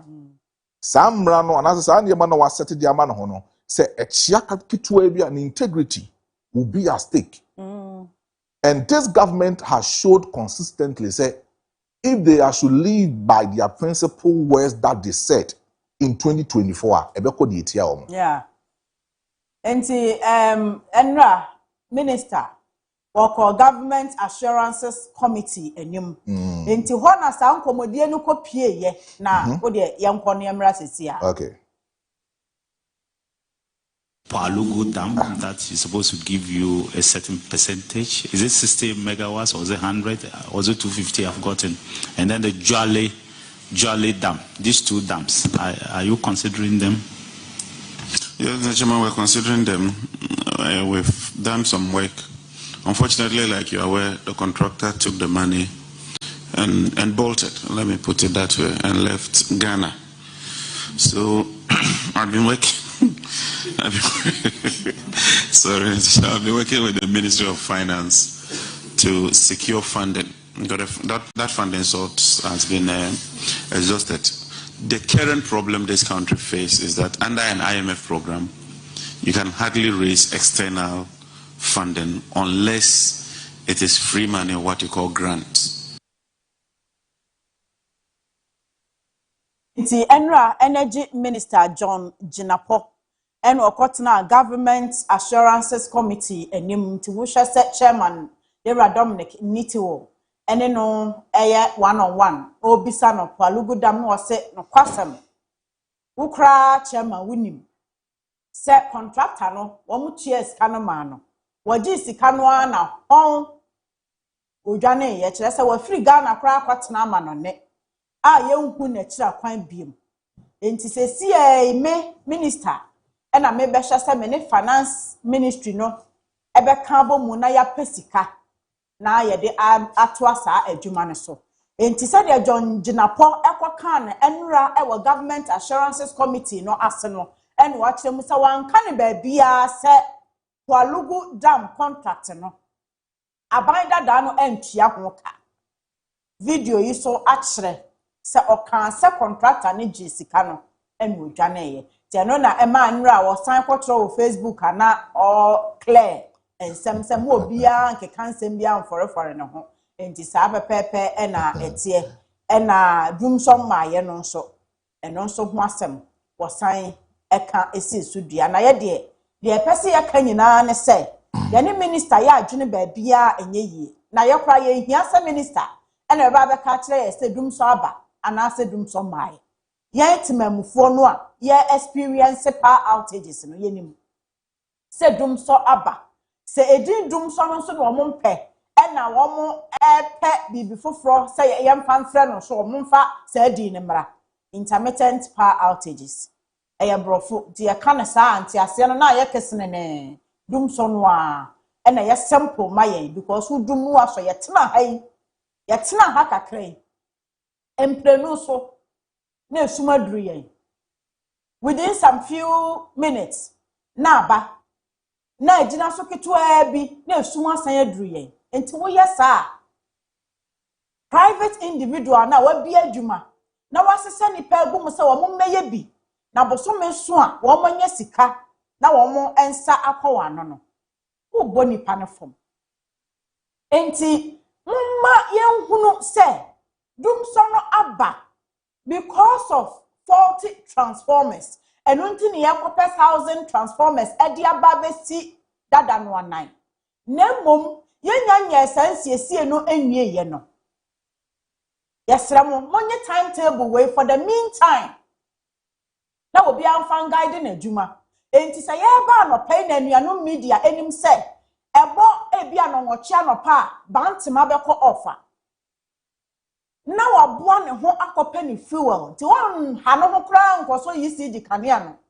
na wode ne plant aye adwuma kenya ne se yetena ha kakrai kanea na ko off mprenu nie ti e basa na se jafa mfidie mu a ne ekoye anase e bai ti e besre minister dumso no de ewo ho admit it emu oya na enso gitum na mo find the solutions na emu oya nyina na Ghana for etumi akasa mpa mo ba ye mu di nokre resetting no em se nya nru ECG ti mo reset a mo reset emani nra ECG yie prisani ama nko yie ECG for etna nokre bi so a wo mo ntumi nsechire asam no kama ye nhunu ne etue mu ankasa woni nam social media enkrofo ani abra wo mo ka ahia asam no obi ti wa wase ni nyina nso kumasefo nko na complain on. Are you telling me say Accra and other regions, yenum kaniana? It can't be only in Kumasi. Other regions, you know, you doom kania. People are complaining, doom so abba. Yengai politics, ye. Na yam fan okren to babia and okreda. Na emwa yenina. And yes, sir. Ghana betina ni ABC musa. Yentimi enko yeni.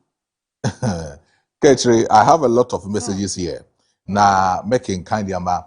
Here for. So you are still watching the Fachi Daybreak, and I will say king kind or messages kakra at the mount ewo ye fidie no. So on Facebook we free Al Hassan Bawa I say good morning Maestro, and also so etimi ede aba we also free Theophilus Ami here Junior. I say good morning Maestro, you are doing well and I love how you transition yourself very well. Ghanaian people will realize how bad they have done to Nana Addo Dankwa Akufo Addo. We free Theophilus Amieho and also so Ediaba. We also free Bridget. I say NEC there, they have scammed Ghanaians. So the cocoa farmers' money still hasn't been paid. And also so Ediaba. We free Great Mugabe. I say watching the show live from Brekum, Kutere #1, and also so Ediaba. Ewo Ahanomno. And Bridget Nankasa Subi. I say I was expecting some judge to be giving pressure on GM to sign the LGBT bill, but he has relaxed just like when Nana Addo was in power. Maestro, you are doing well. Greetings to Ofa Kojo Marfo and also so Ediaba. Free Rivers Nation. I say the Dumso problem is very devastating. The energy minister should come and tell us something different. We can't continue to be sleeping without light out like that. And also so Ede Abba, we free Opoku Justice. Also, good morning, my big family. And Ode Abba, Ejejumo Mercy. And also say the Dumso man is still in position and he thinks he can deceive Ghanaians again.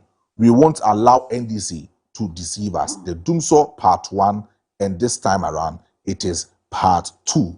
And I'm on so Ede Abba. Kaakyire say maybe why fans so na ane yo ene said your nkrofo messages ya ba small hu say dum so yi eno an obi a eka ho asem ti ye de enokra no an ye pe energy minister ene ECG for they should tell us something na ye ho so na ye niam anko say anopai say yatena se na wo enjoy program no na bibia ekoyie ma wa enumako bi adaro mampani say etu onya chiginafo papa ene timi kasa ye millennium construction adaroma ene eti adwamo anopai a yesom mu wo mo ye adwumaku awie ebre mu won maba ebeboa ye ewo construction works bia eja ye hawo ene kwadana anajo ku kompa so wontumi nda wadwene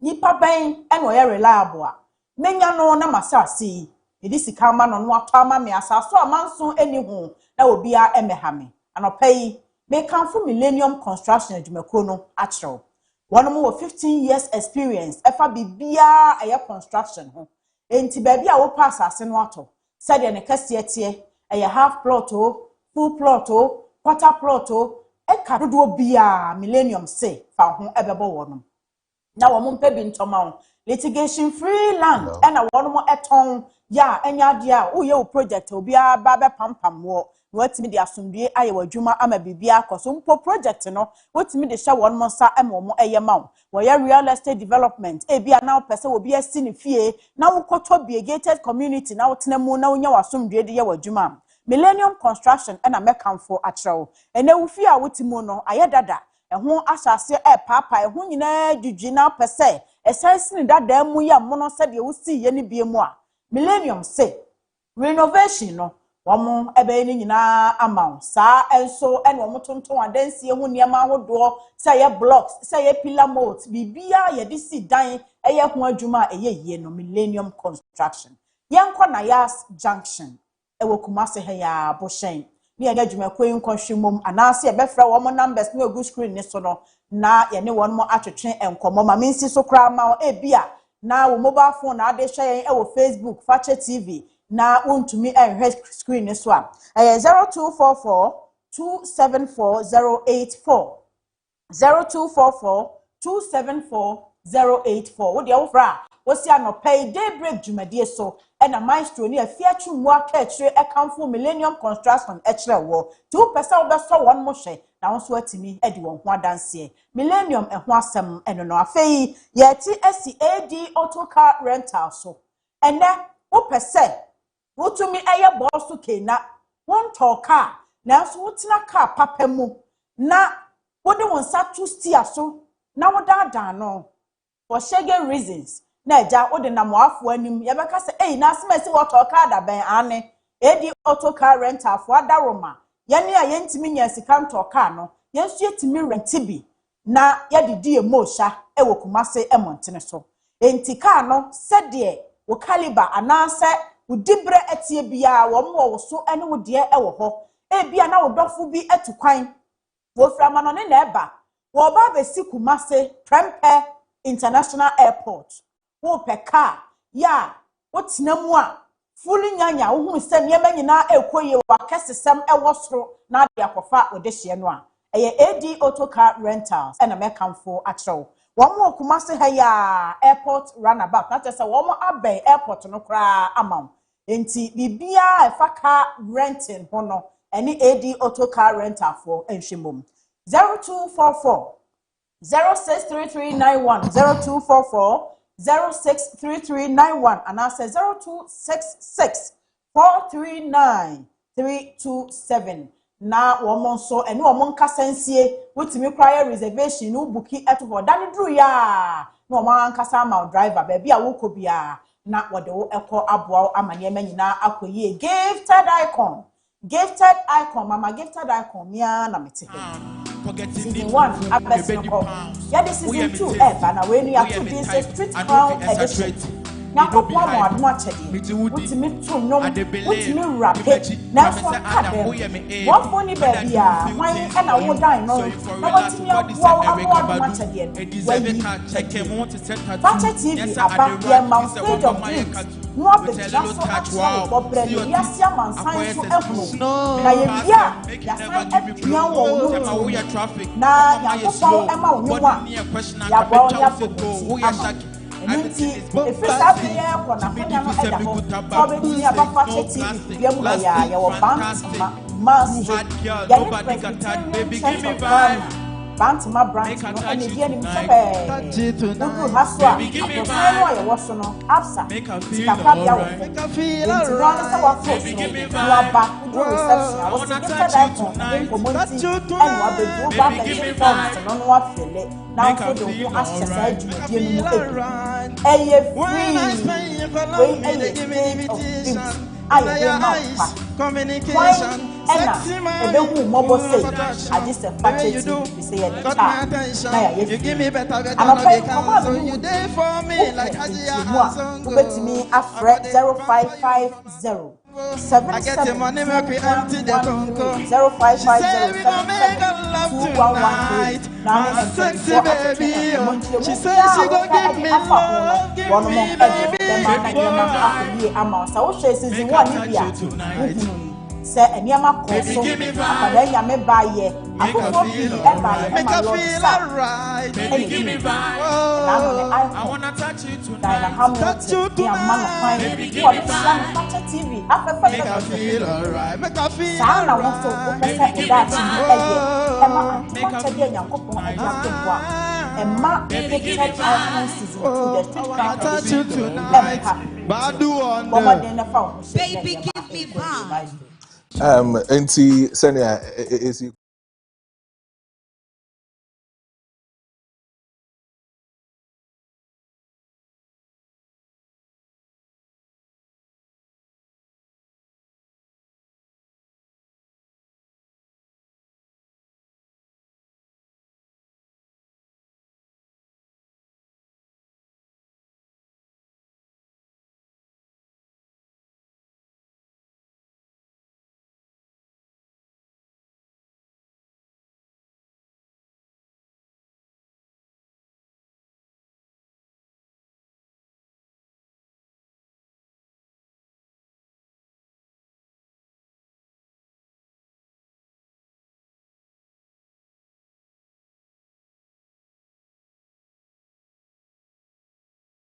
Kasa video no so. But Kajri.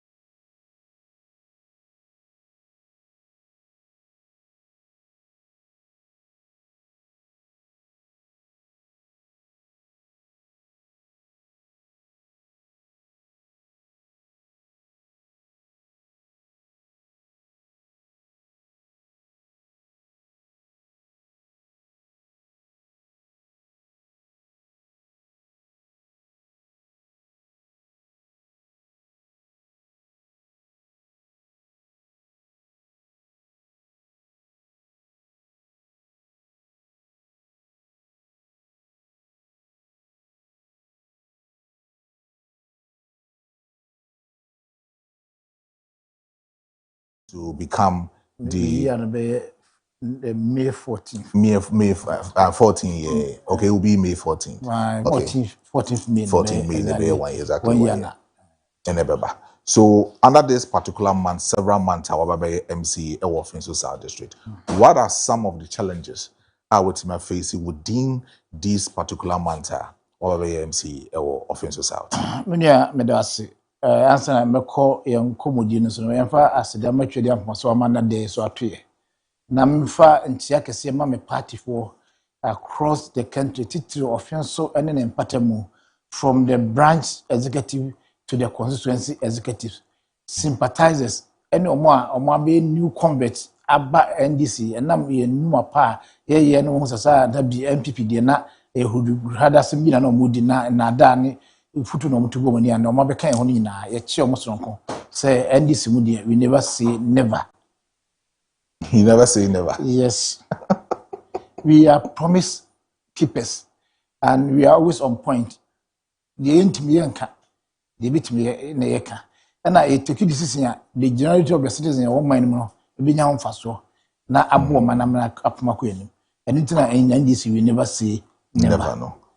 It's offensive for no. What are some of the challenges that you've been facing over there? I know so unyan easy sir. As an MC, meaning so unyan easy sir. But oba and what facing challenges because that was say all some challenges. I believe say 2024 about 2020 say antoa ebi anka mni be Ghana a state knows the same. You be two or my na efisi challenge from ase kusi soro. Ghana was in shambles in terms of BBBR. Offense also a part of my Ghana. So challenge any efisi from soro no na e kan BBBR.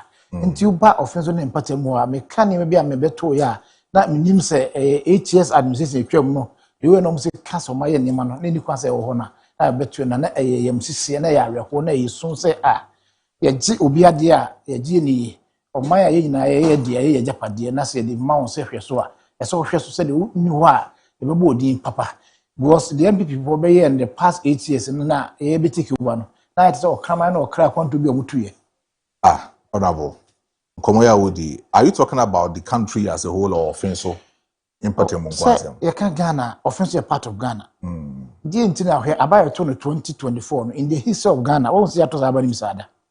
Ye trauma to nemisi party bia no yes why you must say abani bia obisu. Na ka aju say why you must say ko adwuma na betro. Obi ni papa bi ni badi ni ko afumo ye adwuma kama. Ma the next person yes so abranti na adwuma so ani nti. Ase ofa no ko na fom. No neza panel ko en kwa fa so motivate badi no ne ma na nya ahode ye adwuma we ko no kuma ne dokono na otwi makoyira wade ka ho oba na abobe atu ko ado na odo ne nu dem ha obi as abrante me ba bia na wo do first no me check ye no na e mo be 10 na wado be se 4 time size na dam de wudi mabro so mi ni wabro e wabomu na kire wado wabomu na kire wado ni so ye ni ya ka results be show what happened in 2024 no e indication say nyame ama NDC John Dramani Mahama ameteki affairs ya kebia kameno ngente by this time.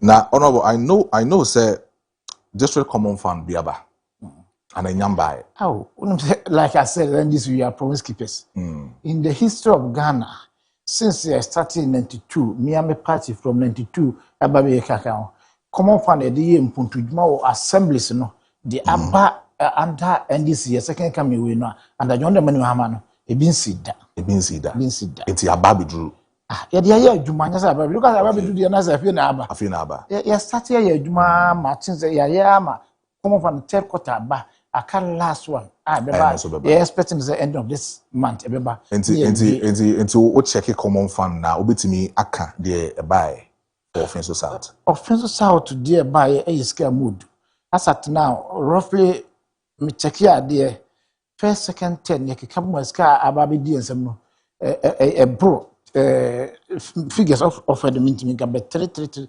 ska ekwa ni mukese pa ska ekwa ni kese pa enti figure no unti ma estimated figure unti ma an exact figure cry pe estimated figure ska about roughly me check first second 10 year it can be 10 was a figures we are between 10 can say kind of 10 million so say every a 10 million Ghana cedis. They say a bit mean be 10, 15 million Ghana cedis. Oh, calculate roughly scanning up ban a brosa because me check projects here na make up project by project. So can scan one because scan or 2D. But you have projects impact ya abenya no offense and impact mu no. Na me bisa say so many years and no sa common fund one. Was a surprising in those days no scan ban ya che no nkran. Near the ketu bia ba beto municipality no. The project ebeba no the project no ebeba no enye the community ni ehia. You decide the project na dey fin kan aba. Na so mo ya ma no kosi say yes decentralization. Na even posting of teachers and nurses na no nkran na dey aba district. So na offices na won na dey adwuma. There's a yes, challenges na e face ni bi no. And a system and running right no because our community now you're down to earth. You get to know say bia me class man this is what they need. Me call Jimpra me say they need. Me call Sakama me say they omuhiani. Me call Samples me say they omuhiani. Me call Drew Cam 31 me say they omuhiani. Me call Drew Kuntuma me they omuhiani. Me call Drew Cancer me they omuhiani. Me ba Old Town me omuhiani. Nti e boa ma say say project we be bia Old Town for hiansu. They don't need toilet. Maybe a town for here school, they don't need chip compound. Maybe a woman here in Kenya, and the community in a Boama assembly. That's why I talk about decentralization. You would to me for the from Nipana benefited from it.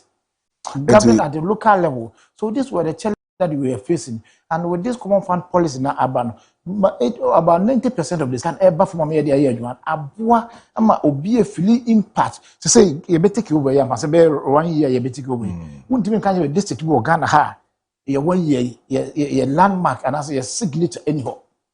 So in this case, common fund now one estimated figure almost 15 million Ghana cedis. Our work at this decentralization process in the previous government. What are some of the projects Hawaii or Offensive South? Yeah, I do. We say how I wish nke be mani pakura free from Offensive. No more actually projects ideas aka. But what be some idea? Asem so metro projects am I. Na ya na tem yanka me evidence base. Baby we ho me kokura na ya na me send videos mo. Nti America na mo hwe say enye ma no na America. Ya asema ya ka na ye. Na me ma me start free the idea di kan say be o man bia betumpon ye onima me nsa ye bo mo man ni tumpon ya de sua e ka ho bi ye ban bo ka ho bi na ya pom din so ka ho bi do health education or security. These are the 3 areas here. So when you are a bomb maybe a tumpon. Now can you imagine say in the 21st century this modern day Ghana I believe so only about 4 before. Oh yeah, minimum. Who call before could use for Cam 31.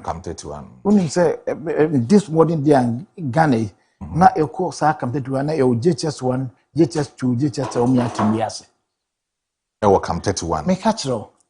E wo before kwan so Cam 31. Main road out to oni ehunu na nkwa ne tibiase. Omuti duase no musua de. Musua de na so de na e ya reho no say nkwa ne sua de na mmoa so enam na ntwe ne mponche no na mo bi okra bonus awo etigu nkwa ne so. Abofo Cam 31.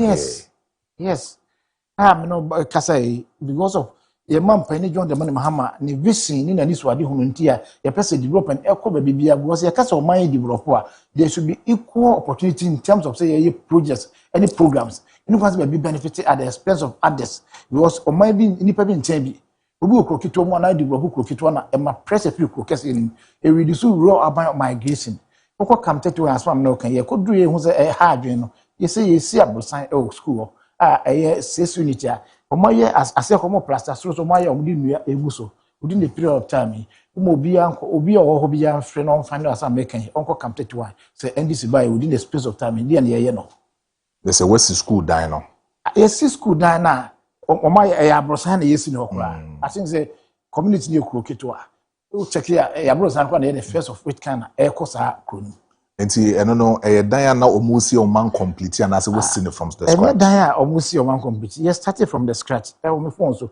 you started from the scratch and you see edu ho a so as no muso mo plaster so mo aye abo mo yin na wi amato ayi o di ne ebegu so as the arrangements is you contacted by me as say o mo wi no mo hand over my adwon bi ho kwa ya wi na hwete so ko bi se abrochi o sa kwan na asoso a the education sector be say me complete education there no ma ba other projects abrochi e wo asahabo fo kwan no so I'm sure say projects we nyina is in line with the common fund. Seriously say me am catch us o ma bia be ko so a ye hwe educational sector ye hwe health sector na ye hwe bible.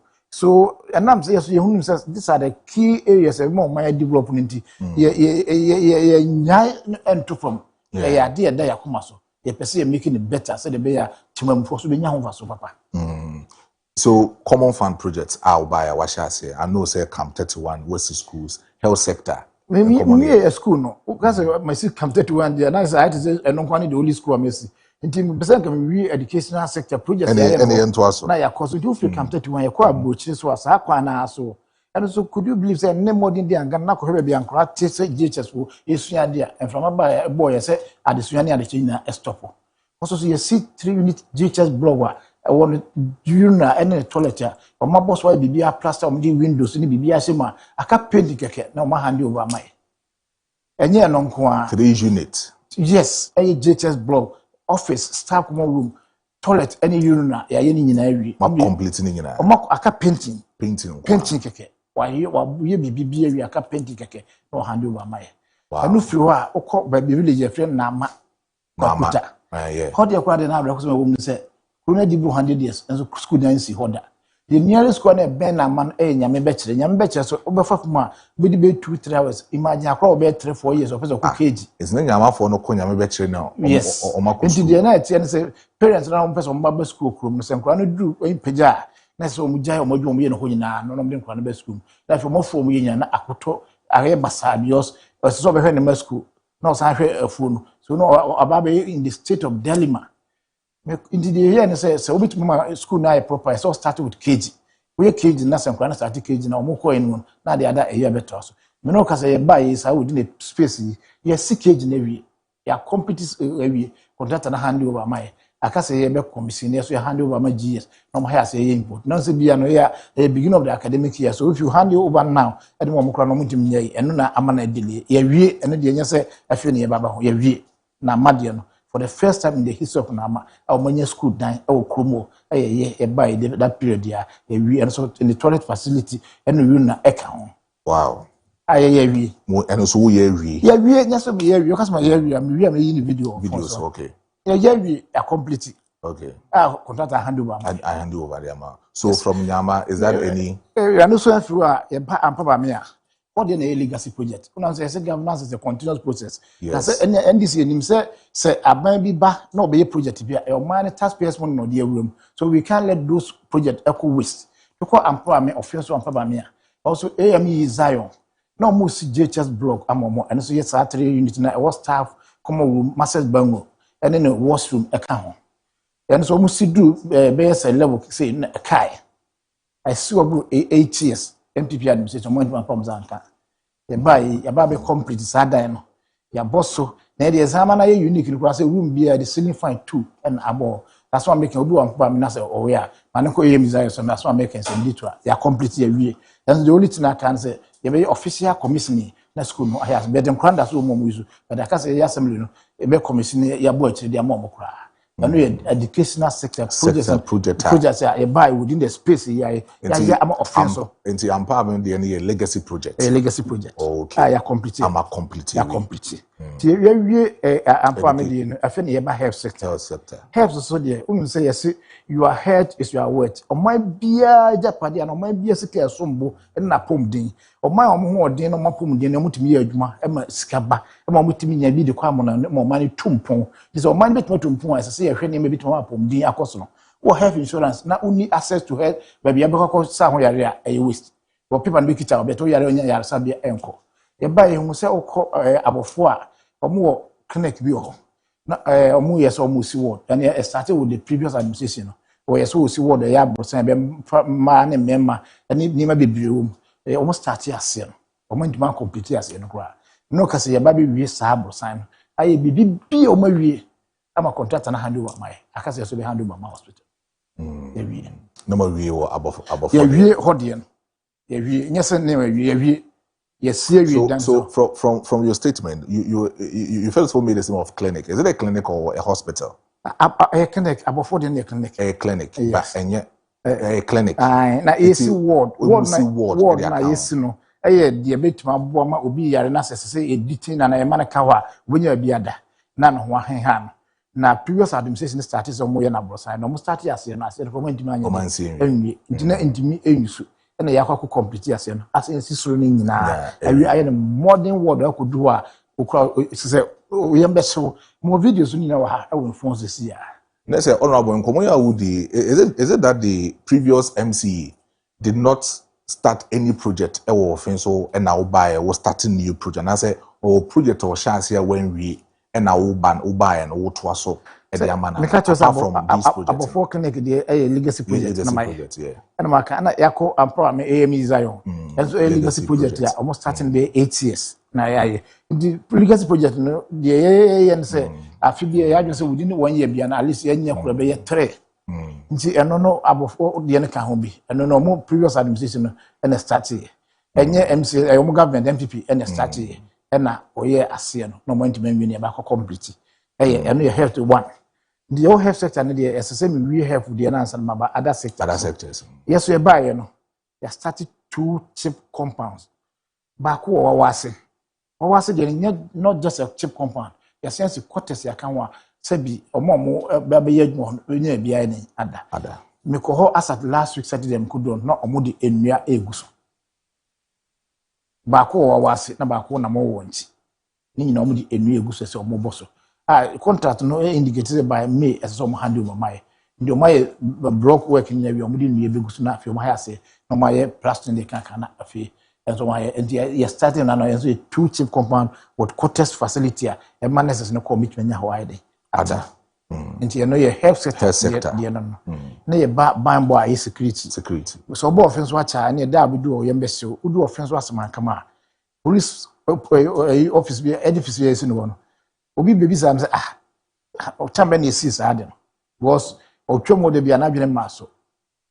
Na me kura na me metia na ye sa project na na I wonder say how contract no kwame no fa so ye na no sa project ne koye ni say eno say be no na project na ewo nya be 2 phases offense na nanom start bi previous administration I think say under honorable kese almost start bi but ni ya no and moment man complete even down floor no kra na ye dan to so we must make police station pa offense was makmas obi obo in police station pa na e dan to omo charge of another ni say and e dan to and ye no divisional ye bibie na for the first time kwa na oba offense wa na omo says omo ni babie for enkra na omo ni babie for ma this na yes yamom office na yes yamom ye babie a e be kit enkra ye akrabon na jubilant says o e ma says o ni anye ordinary says ya ye access ya washroom any ade nyina facilities e wo baby bia ye tie e wo phone so wi am wi ya cho na bo ho say asoma me kan nye ano obi o office asoma ko bi afre obi office o mra on kwa asoma ko akore say asoma me kan ya and so contractor no awie bibia akase ono no last week one no person hand over my baby because of the strike action ntina wantime amba but this week ya me staff na resume the official handover will definitely be done next week ya commission abo actually ama a policy for no almost wait many baby atna aye adwuma ma o man no puntu agina brand see eno so ye adeba ko aye ama omo e wo Bible it was very important apart from eno so say ma Bible ho asem we say ba or ye for the past 8 years if your friend so was a krobia na adeba ko mani patimi di bone yes sumu sekuru no ma when you street lights from Jamaica and ekosi babia na to no one to butu no one right you almost 8 years na intime so ube kruma ya the light about street light about na we were expecting say come use some kruma bright e be kwa kodu na ko nyina yesu but the ba ye jan na so ye sane mani nyina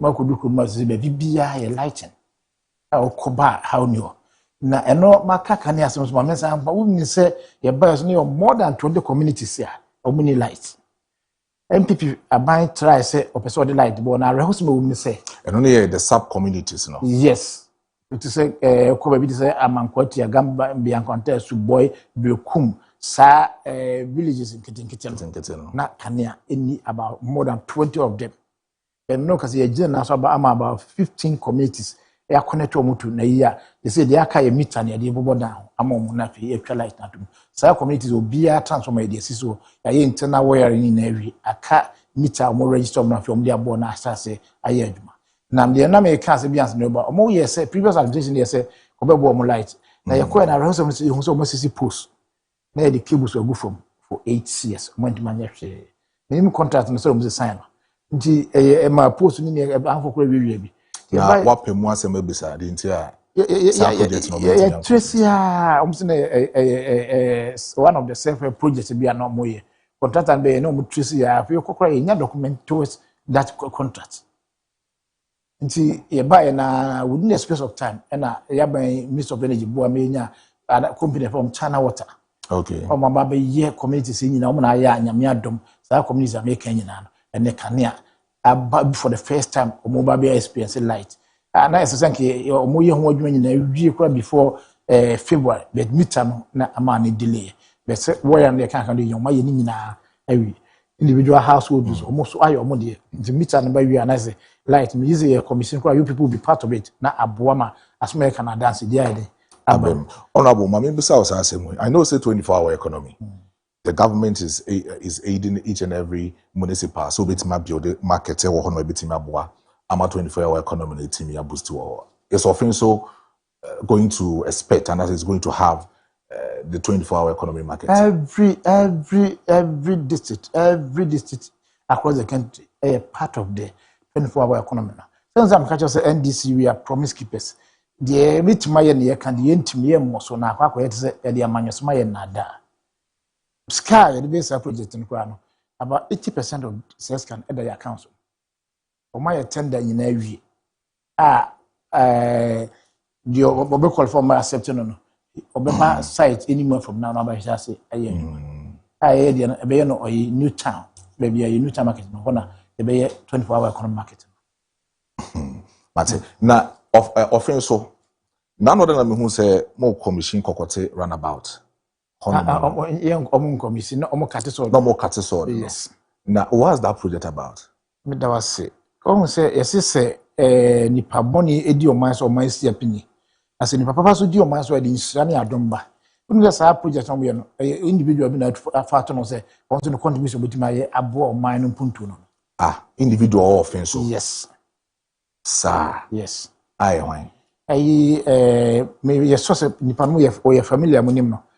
Oye nkoso hene e wonya nche ni ase nana do jenfi nana do jenfi me be oye one person wa boa me in so many ways the case me kan me san no e be je nsemu wo so hu se nyuma ye no aban no atunu ho se wo se oboa ne man ono so yo man ba pa nyame ato ne nsemu don't me na nachi e mai na offense me nim se some time ago ko hwe na ba bi ona the time ato se I say runabout nana befitted the standard of offense.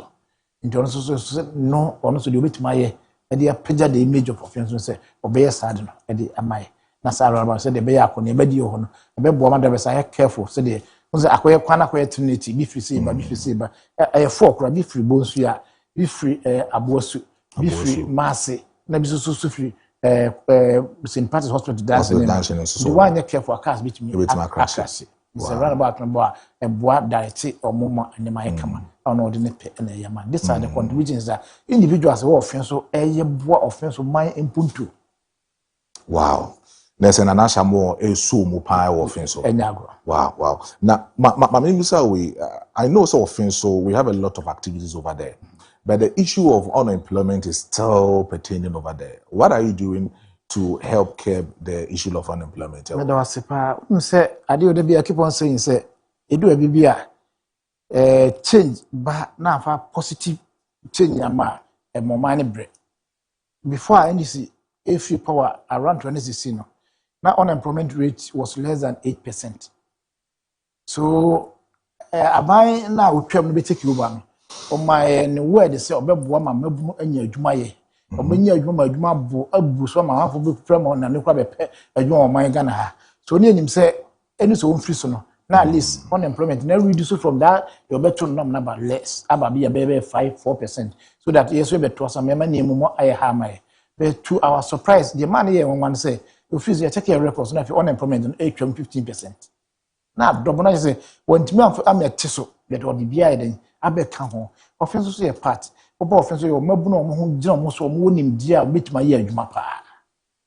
And Nintina, it's a beer was a deba corner a year and one say all these years, and even security services by far, who one says on my country hiding. Abba. And Nintina will be and one said pressure about some nipa bi nkwa akɔhwere omonkwa nyame fa sa ankofo no kra enye den ensi out of desperation na the sandman in aye den e bai I say eguso a ye na kra say sa pattern bit ma fa bi aban eguso wototo nema na I keep on saying say ye ba no say the name bebre say ye manifesto ma related to the youth sa youth in apprenticeship youth in entrepreneurship.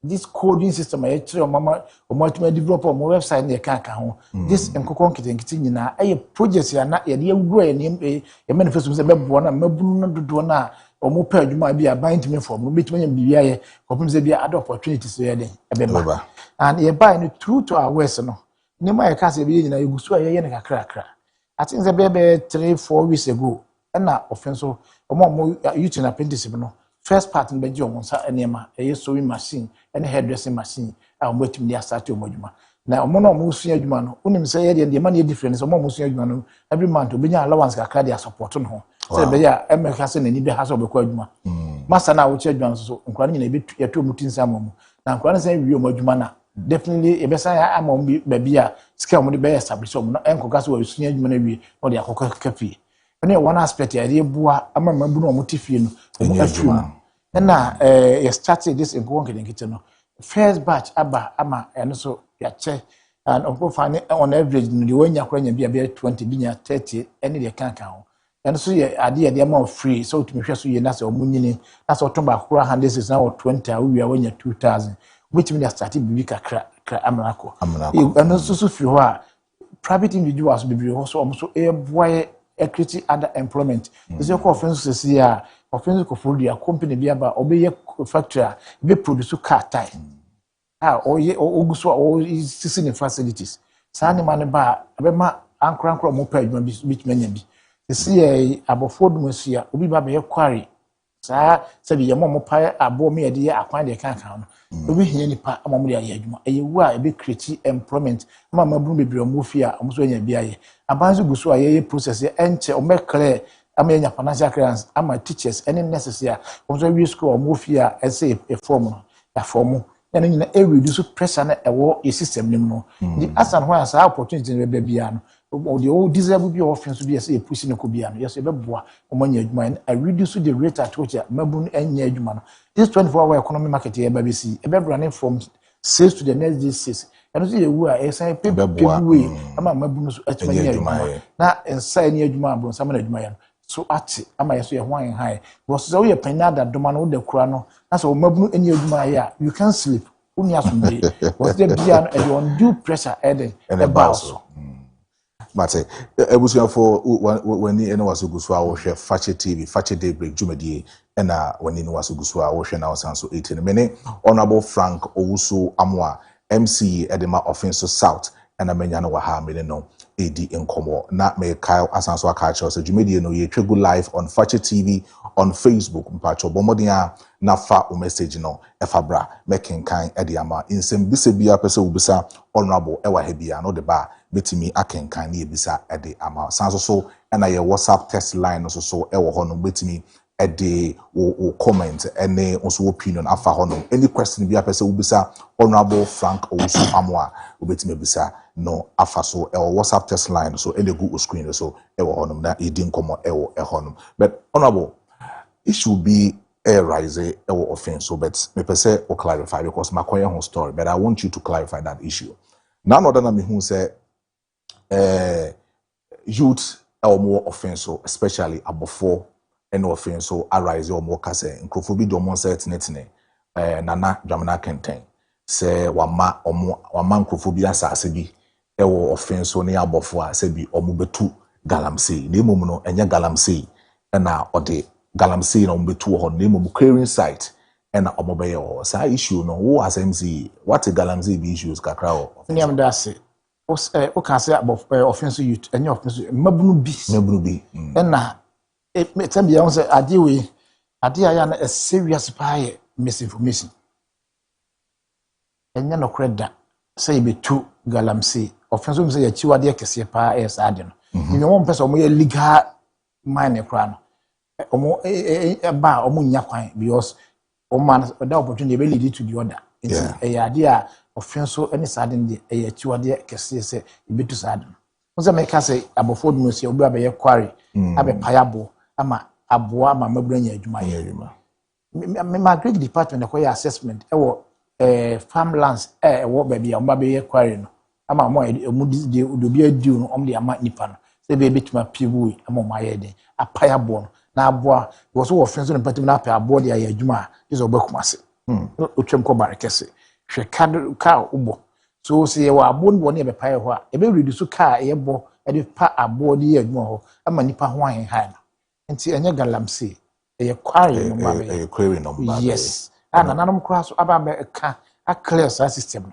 but you see obi anyone adwuna nya ono nya adwuna wo dwon so kra na wo se oyiwura so there's nothing like that now there's no way under my watch so me say NDC as a government policy ni ba ko solidity as illegal mining sense as e ma ntima ho be kire no na ma transfer hwe ha amnesty entimi nya adwuma because me group one ma konya mpese me yede me lose and it won't happen that way and no correct Honorable Mejawo Amwako na obekono be say wo de o last words e ma ofin so man because omu nyina etie wo ba no omu nyina ehwe wo etie o last words to kakra me ka kire me nuanom no fase ma me papa no nyina se ya ka sa mo nyina wi se you say after elections no campaign to say your maya SSC develop NDC aba no so me pese ya ehunu se offenso puntu ya ade a edikan eni adaten bia no ya ade a etoso mienu because I keep on saying say kwan wo ye ka kwan na ye kama na ye fa so a MPP fa so NDC fa so CPP fa so UPP fa so ebwa ema ye ho henhan wa kono ebedi would you believe say nanse me fro text me adaba na anyi miska adentia o se first na ntemu o de ka fa na ayo so week bia no ko sambo joint about 2 months and also about joint what must save a lot of money because you use drip machines and they are open up the chrono ama nipa ho an han nti baby obia na woni ndie tese de me bon na samo ni adam panfo a omoso atu omoso de omosika ebo chrono puntu no yem one offense enye offense a enim no was offense yes asante titikro na ni monyam ene de kinsan no tititi na de abeduru nti ya beto sese no yeso yenye bibi na nchima so eba maka se nipa sumasim be di so no yeso ye ABCD e offense puntu first any other 10 second Matthew Macau no yɛmfa 20 yɛnka mom na yɛma offense enyina brane na daakye udon say so as me so me kro nie I think say any the only way with my boy was say ye kro na say develop time so say politics yeah na time so na be plan ya MP na be baso MC one MP no that be emaso offense no ye develop I have a job to do as municipal chief executive and the president the man say me hwe na me to be yours say offense no part bit me hu say any see pim so an eya na enye ya eye me madwuma me no na kire de ye no kromo it is am ready a won focus so set 2020 and crowd in ya parliamentary candidate for this anyway ni so there me ba wi ase no say me ba wi ase no na ma na so dey me teachani na me pese me course from all this one na me ya akora na me ya akora na me ma me papa me say law na pese me nti me course bi am bia na was yet towards that before me hu ye no na me call college of education na me rural me call university na me be kira de me started at the name say me headmaster me ne mu am me headmaster me makoko stages be brave pese say ye de yakopon adom ne me man panyi John de mani Mahama Adaro mani NDC nti me ye municipal chief executive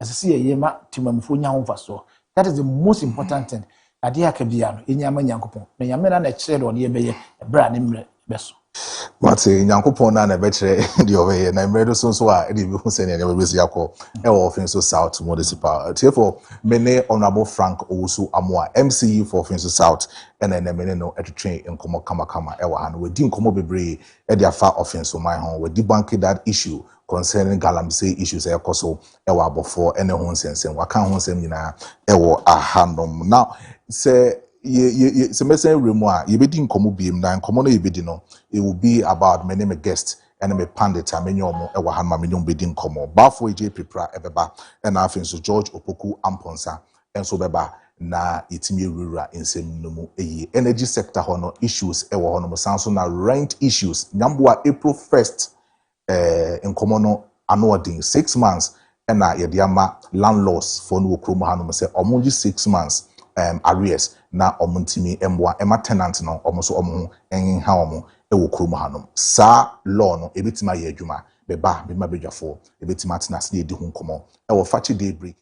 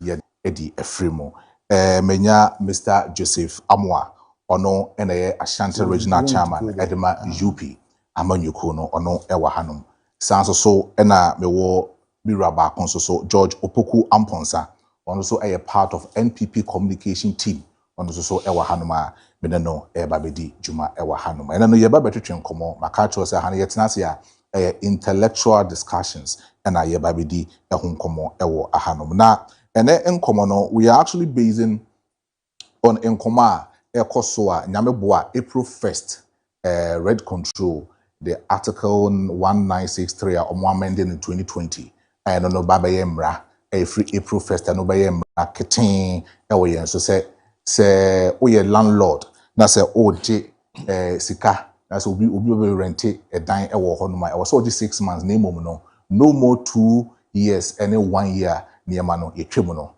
kwan bells no be fa so a ebetimi ahye samra no keten ewo kroma na samra no so betimi aye adwuma pa ewo kroma because red control hono no omo resources kakra no ewo form na omo betimi aye ama samra no etimi edimu ewo kroma eno ho nkomo ewo hanoma ye ba betwehwe sanso na okọ energy sector na no ada the energy minister Mr. John Jinapo akodi nkomo se 1000 transformers no wade ba no obeboa solve the problem of Dumso ewo kroma o se Dumso no is no more. The 1000 transformers no eba beboa amya solve Dumso no ewo kroma eno ho nkomo ena mene mabedwa for eba betwetwen ene ewo Fache Daybreak on Fache TV it koso a na fa o comment no efa ye WhatsApp test line no na sanso efa Fache TV on Facebook and also on YouTube making kind of kama etimi ede amount mpenifo me makwaba yeah there see for sure but you say obi ahoye de Onyadom ogusu he jidi sanso ho ye me hoye de akunya kese na atim no enye easy me an ofa wa bajuma so me an ofa na me tina mama no sana na me bo chance so nya woda echa ye oh ofa Kojo Marfo woda ndina no prepare enye Kojo ye ma woda pa o happy birthday it me try ma de enti in fact Kojo de we amansan Kojo o mansan Kojo e be fa kwan so na ya ma no awoda pa in advance o chanya kopon ya doma ye ne ne bidie no great o ya ansa na be pom ehu be a party ni o e de ya Kojo de mi so be kika no okay pacho mama shase ewo oso no yendi nkomo kakra do you think say rent issues hon sensem any kwaya red control pese omofa so eboa na 2 years arrears any 1 year arrears e hon koma asori say April 1st omo de baba ye marketing no ma she no maboa ama se bi tenant on metima ahandan no omo so asum bedwo omo do you think say a good direction for the government to implement that law? All right me no dey kan amena wase na yencha etifo ne ahwefo asabre omde omafidie ato Fache television na omohwe me kan sa menua pani baako efe no Eric Usuaji or anesthetist or friends of St. Patrick Hospital ene o ka say o hwe okay me fa kwan we so na macha no so kokra na menua nkomo a wakofa abai nkomo a manage ho na me pese me hwe na afamienu me hwe na afamienu because e bia mete ha yi yankopon ay madom me de mabọ me sisin bia me hyem bada bia me ka say every landlord is a potential tenant okay say wo na say wabọ breadru sen kra na me say kro bia asante kotoko say obi ani ho na ho de aso na kwan kro danti no ebetimi akodum pempenso obi na ade say wo fall on obi property asa na wanya ba bi di utiato enti se nkomo bi say ba me pese ye be hwe no afamienu ni nyina na wabisa say free hen ya bedu ba bia we dan a sabio ye de ma han ana say ye ko han no free meresante if say bia wo sha abrabo ase a enye nipa nyina ena mutiri betimi ayeye a wo de bia ye bewo no ya wo ato ma me no papa no ankasa dan a wo masie mu na wo de wo sha abrabo ase nyina no wan han dan ade se bia adwuma de wo kopie baabi ansa na ba otim se wo be han dan for the first time in your life obi o hokra baabi adwuma de ne kopie krokra adwuma de ne kopie mu no ebra bi ane papa nana sorry ni nana bi abo ato ho nti kro na wakopiem ko adwuma no kra no dan wo ho dada eno so onko han bi iti obi wo ho a nkomo a ye di fa dan a ye han yi kra no onti ase bisa se dan han so ye de ade a saafo ni nyina na epese ye ginam emma se eye ade a ewo ho na wo hwe the Rent Act na shase 1963 na me tabia na me problem with emra ye hyeto ho a ye ntumi fa mra no enye adwuma emra bia ye hyeto ho a e de asodie bi to oman ma no so se wa anye ni sei a asotwen so a ewo ho nie tie mi se wo se fi 1963 asa amra ne bae ebesi ena ye ka sei aban ben ene watimanya the political will a wadwene oman ma eni baabi eda ho ne watime de sa amra na ye adwuma eti wa hwe na se bedu baabi edu yi na wa embark on series of education na all of a sudden we say ma share date say on the 1st of April 2026 ye sha se de mra na ye adwuma say they amended in 2020 na ejidi se na rent control for no ase omo nhyeda nte de omo ankasa pese omo ye nase omo ndwen ohawa sa de no omo kasa omo implement a ebetime de aba the accommodation space and I say baby anipa de ne tirito eho because aban a abakọ aban a eneti akonwa so successive government any aban a ote ho sisi here no ye di Ghana for hwamo when it comes to housing the mekai pa the recent scam mekai in respect of public housing XTS Korea deal so okay and now we are saglemi housing saa nema ni mie no wote saa nema ni di ni mie ba wadwimpe na wahu etirimupa amanyofo ya de dwe oman ma ho wo wi anu abefa president Kufu Abreso affordable housing ye affordable housing ni wi no mini wo mie no eti ha no na yetimi afford how affordable was the affordable housing enti ye wi ase no omo san wo bi sen yen a omo wo adan ni bi dada no enenne omo san atoto a eye omo properties enti asoman ye ntumi nye nhyehyɛ ya oman na nkasa timi aye adan a ye de ama mabunu ahya abrabo ase ekoma ha o etu koka se putuprumu me implement ade we na from first no wa odo dan be ma beyond 6 months you will face prosecution se me efiera anase me efiera the mekan say okay 6 months no so menye enti adan na nsi o sesi o ni maduane na nipa bi so nya ba bi inform tinto enti he na yeko ukọ bi di say UAE a oman na nkasa ahyehyɛ mra to ho a sɛ o ware na ware Emirati a bi a woyɛ ufi UAE ho na ware ukrom ni UAE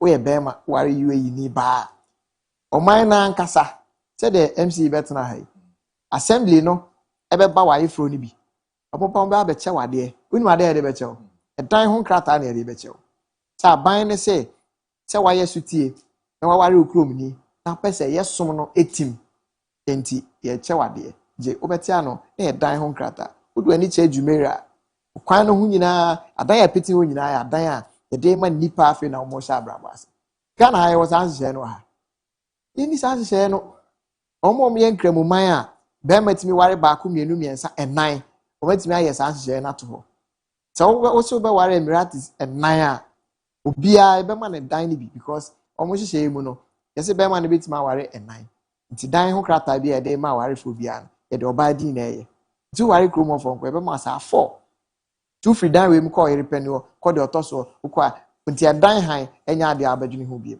ba ye ni sa hyehyɛ ne wa ha enti ma ye pray ho fi se pani fo se u fiti preko pause a e moja na eba ye nhwe fanti hye en kwam na ye ma education enko fo na ye mfrɛ womo a omo ye players in the housing industry no ene omo nhia ene ye to cement ma ye nkan kire obia etu wi anu abeka tem so no aboka asi ni dan a no ne business a oye no afida wona wo be hye ho mra de ama no na sebse bia ban asi dan ama no se wo to nsa frɛ nipa no na se wo ne tena se a ene ono be ma hu hawa owo e wo sa sector ho na asoman no wo so wa kire kwan abefa so a wo beboa ama ne haw no ikoma ha ne kakra sa bre na obetima ka se emra kankan etise no who be implemented.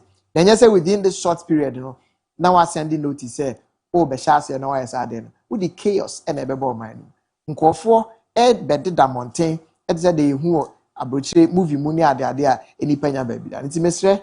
Rent control for say, yes, emrano but all them right be juma a process.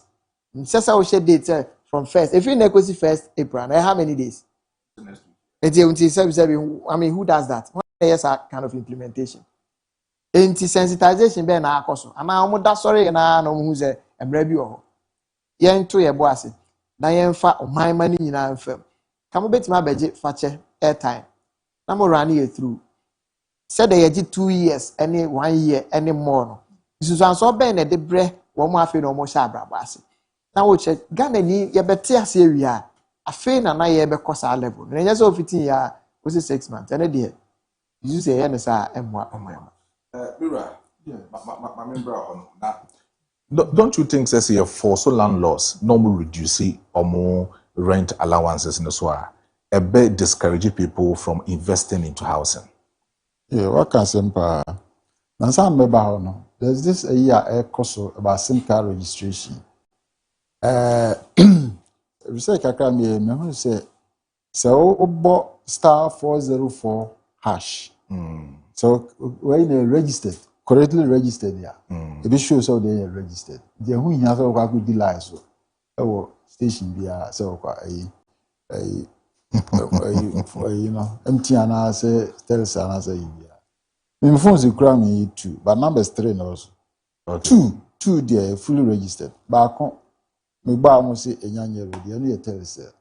Let me name madam so born they tell us and so the sound kind. The be home there's an issue there almost solve now where we stand because me and I'm quite our registrations you know na American ya dey share say no number 2 ya bra a dying so Ghana for the past since 1998 thereabout research ya be na housing deficit we still stand at 1.8 million deficit. And I can visit and but say population also rise. Population no rise. No, now still an issue with the housing deficit. So the housing deficit now is now any hawk so. At the near maybe in the diaba. The baby I see every hour. It bit my solve problem. Then I can say the great transformational plan. I say United Party for. Yeah, not about criticisms, but how can we solve the problem? I am your whole time with my solve this problem. Now, a we see in Ukraine, now a whom could answer because say Adano etimi abro nipano mo pensua. And yet would be no baby say uncle hide and as uncle hide and open our panjos on how die. Because now me are brand here, make go high, the first house, I make go high. No, Tanyinipa.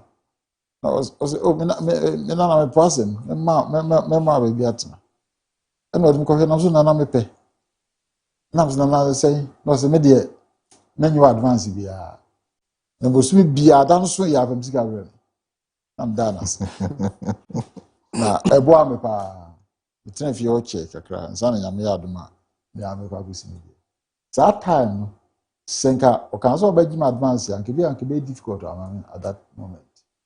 But papa no nyamishira no wonfa crazy o kan say you know eboa me mitim nya ba bitina o mam chimba ho sam kama e wana me ware ya no miri kotina sana na me yad my isi da yitu ako etia na very important say umma umo ban ummo ba bi umo dura esese yetimi eboa umo mo susum peja umo say maybe I show mo den a nso ama umo abrabo na yede but we should also not forget say you can housing deficit in now.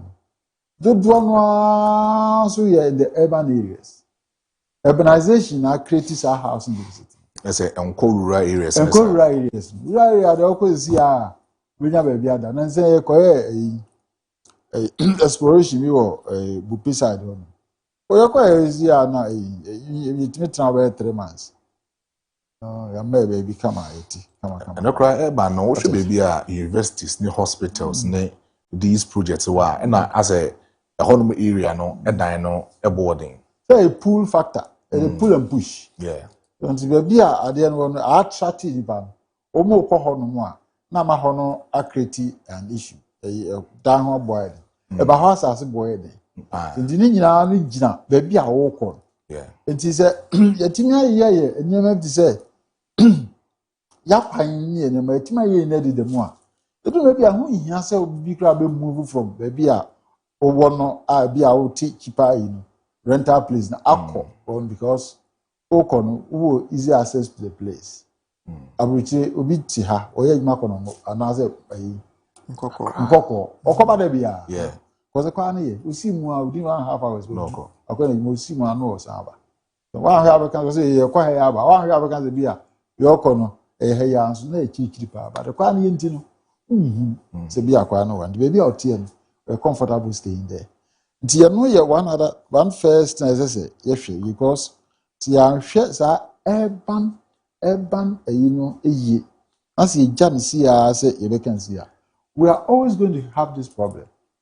In the best about say the first place how they base that by next month yebe ma sa mrawo hoda da do nya na leba say ko ka ho asem to see na say create problem nti on twen na on hihye niema ebetimi amma Sadia etime free ho.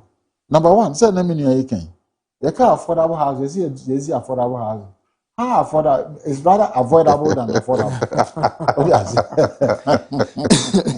It's avoidable in respect of the cost. Grandma minim say obetimi say okwa akoto dan. E dan almost 6 nyina minim bia okoto a be here less than 100,000 so between that or that. The boarding pa. The boarding. 100,000. BNB. And until no, as a nation, no, a building may be a bit ama system. It's not great transformational plan, a launching policy. See about mortgage, you better building mortgage institutions. Obetimi ama such houses no be on. Obetimi ama mortgage. Abuchi, I will tell you for a fact say, obi anu wa dan. Matoda ni nyina. Obi anu ha things ga akoto about 90% da ni nyina. Omutima omututua. Wow. Yes akoto dan. Otim na otutua. Obi ani aman be say 30 years. There's old trainer kakra for 30 years. Na be ne dia. Anabi ha otima na value no etimi cost kakra. Na say ultimate ton a na mfaso kakra na abaso. Na yo dia na sa akọ rent for. Eno sa no me ndu matofie for movie ni na. That's so. That caso.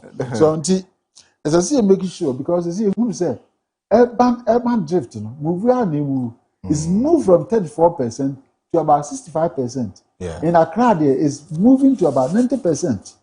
Obi ya kwa Accra, obi ya kwa. At the end the be ya ebetimi dey reverse that urban drift. And so very important. As I say, yama enyuma ekọ nkurase no na de na enipa ni ka ho no na nsia na ye pe dan bi for your office your offices bebe o ha okọ a dan no ye reasonable rent is reasonable okọ bebe ti say galamsey areas na rent is very expensive adinja ko nipa ho dada nipa ho dan no there's demand on it. There might down board. Before there's no demand. We will be crap as what the chop. Oh, we have more meeting me from Manam. But I say, but come be a 2 to a unit down a board. What does it tell you? It tells you, say, it me a building rural developments, it me year. A bema woman move to council more core and cranny commercial because it is near. So better. Yeah. Urban drift nesutia. There will be no need for if you say just over 2 years and son of the diamond. But down go you man high. There it's all panacho. It's all panacho. Did you ever be a bit na? And then number 2, we need to come out with cheaper a year a near ma estimating the sedan. And yes, man, the blog one this that. We can do a bricks. What I say? But now your equipment machine be out of the Tiana wood to the foundation, now everything there bricks. Now timid sit down, sat down to the ground here. Quality. You must you all the time. You cool. I bet me the no he are part of our Martin's great transformational plan. Using the local materials now want to build a crack and you're not as about. At a crime that is that Takwame da. You know, 100 years. If you 100 years. You know, The broad one guy yam. If you 100 years. Except say, I am not the other one say. You just you are not say. Erosion fan chain. Na me sanka. Oh, krenanga. One ma. Sa erosion in your jana. What protecting one. Waiting at the 1,000 years. What I say.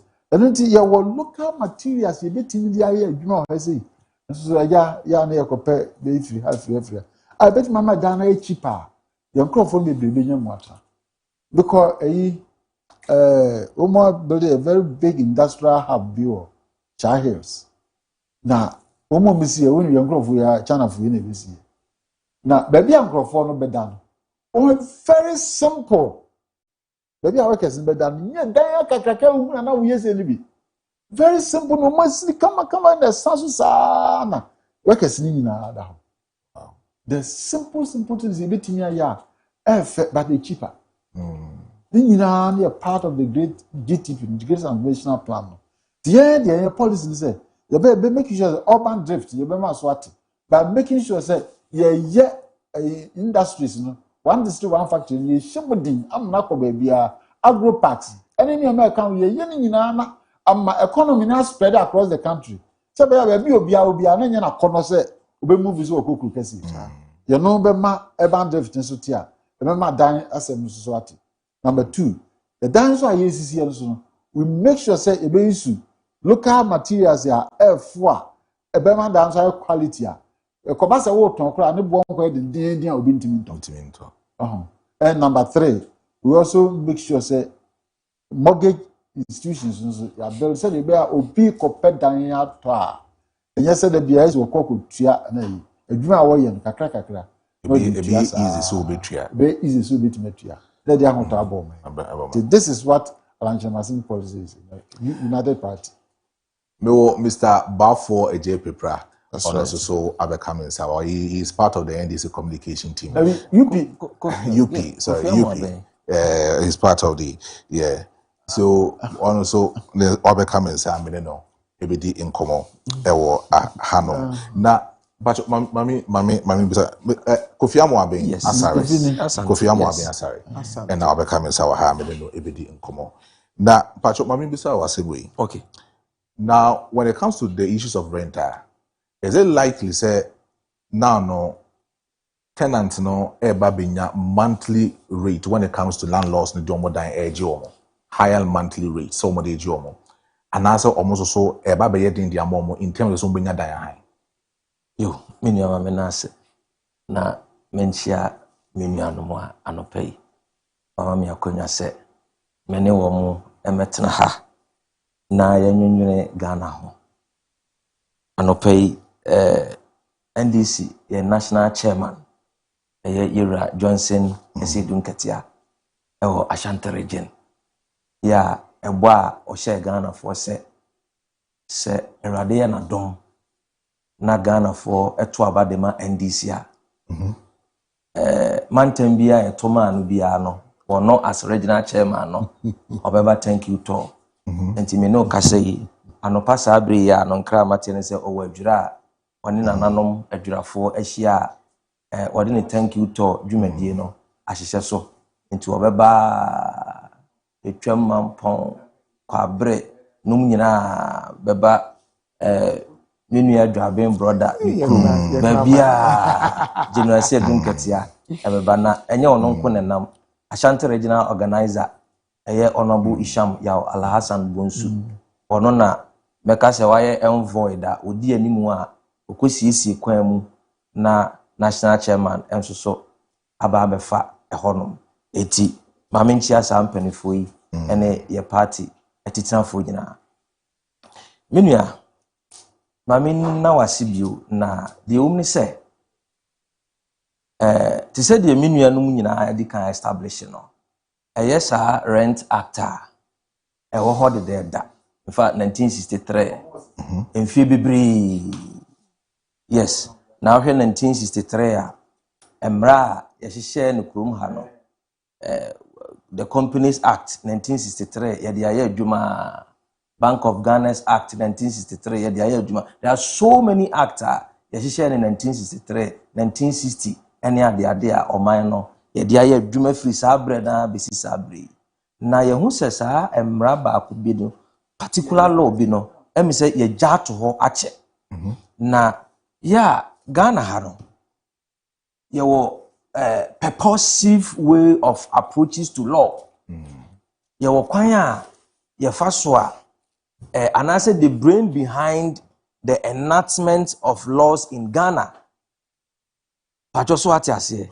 Yes, etinya se ye wo hwa na sebe mpreduasa oman no ye minimum kekayen ana yakwa akohyehe emra ese ye de aba. There's a purpose for that.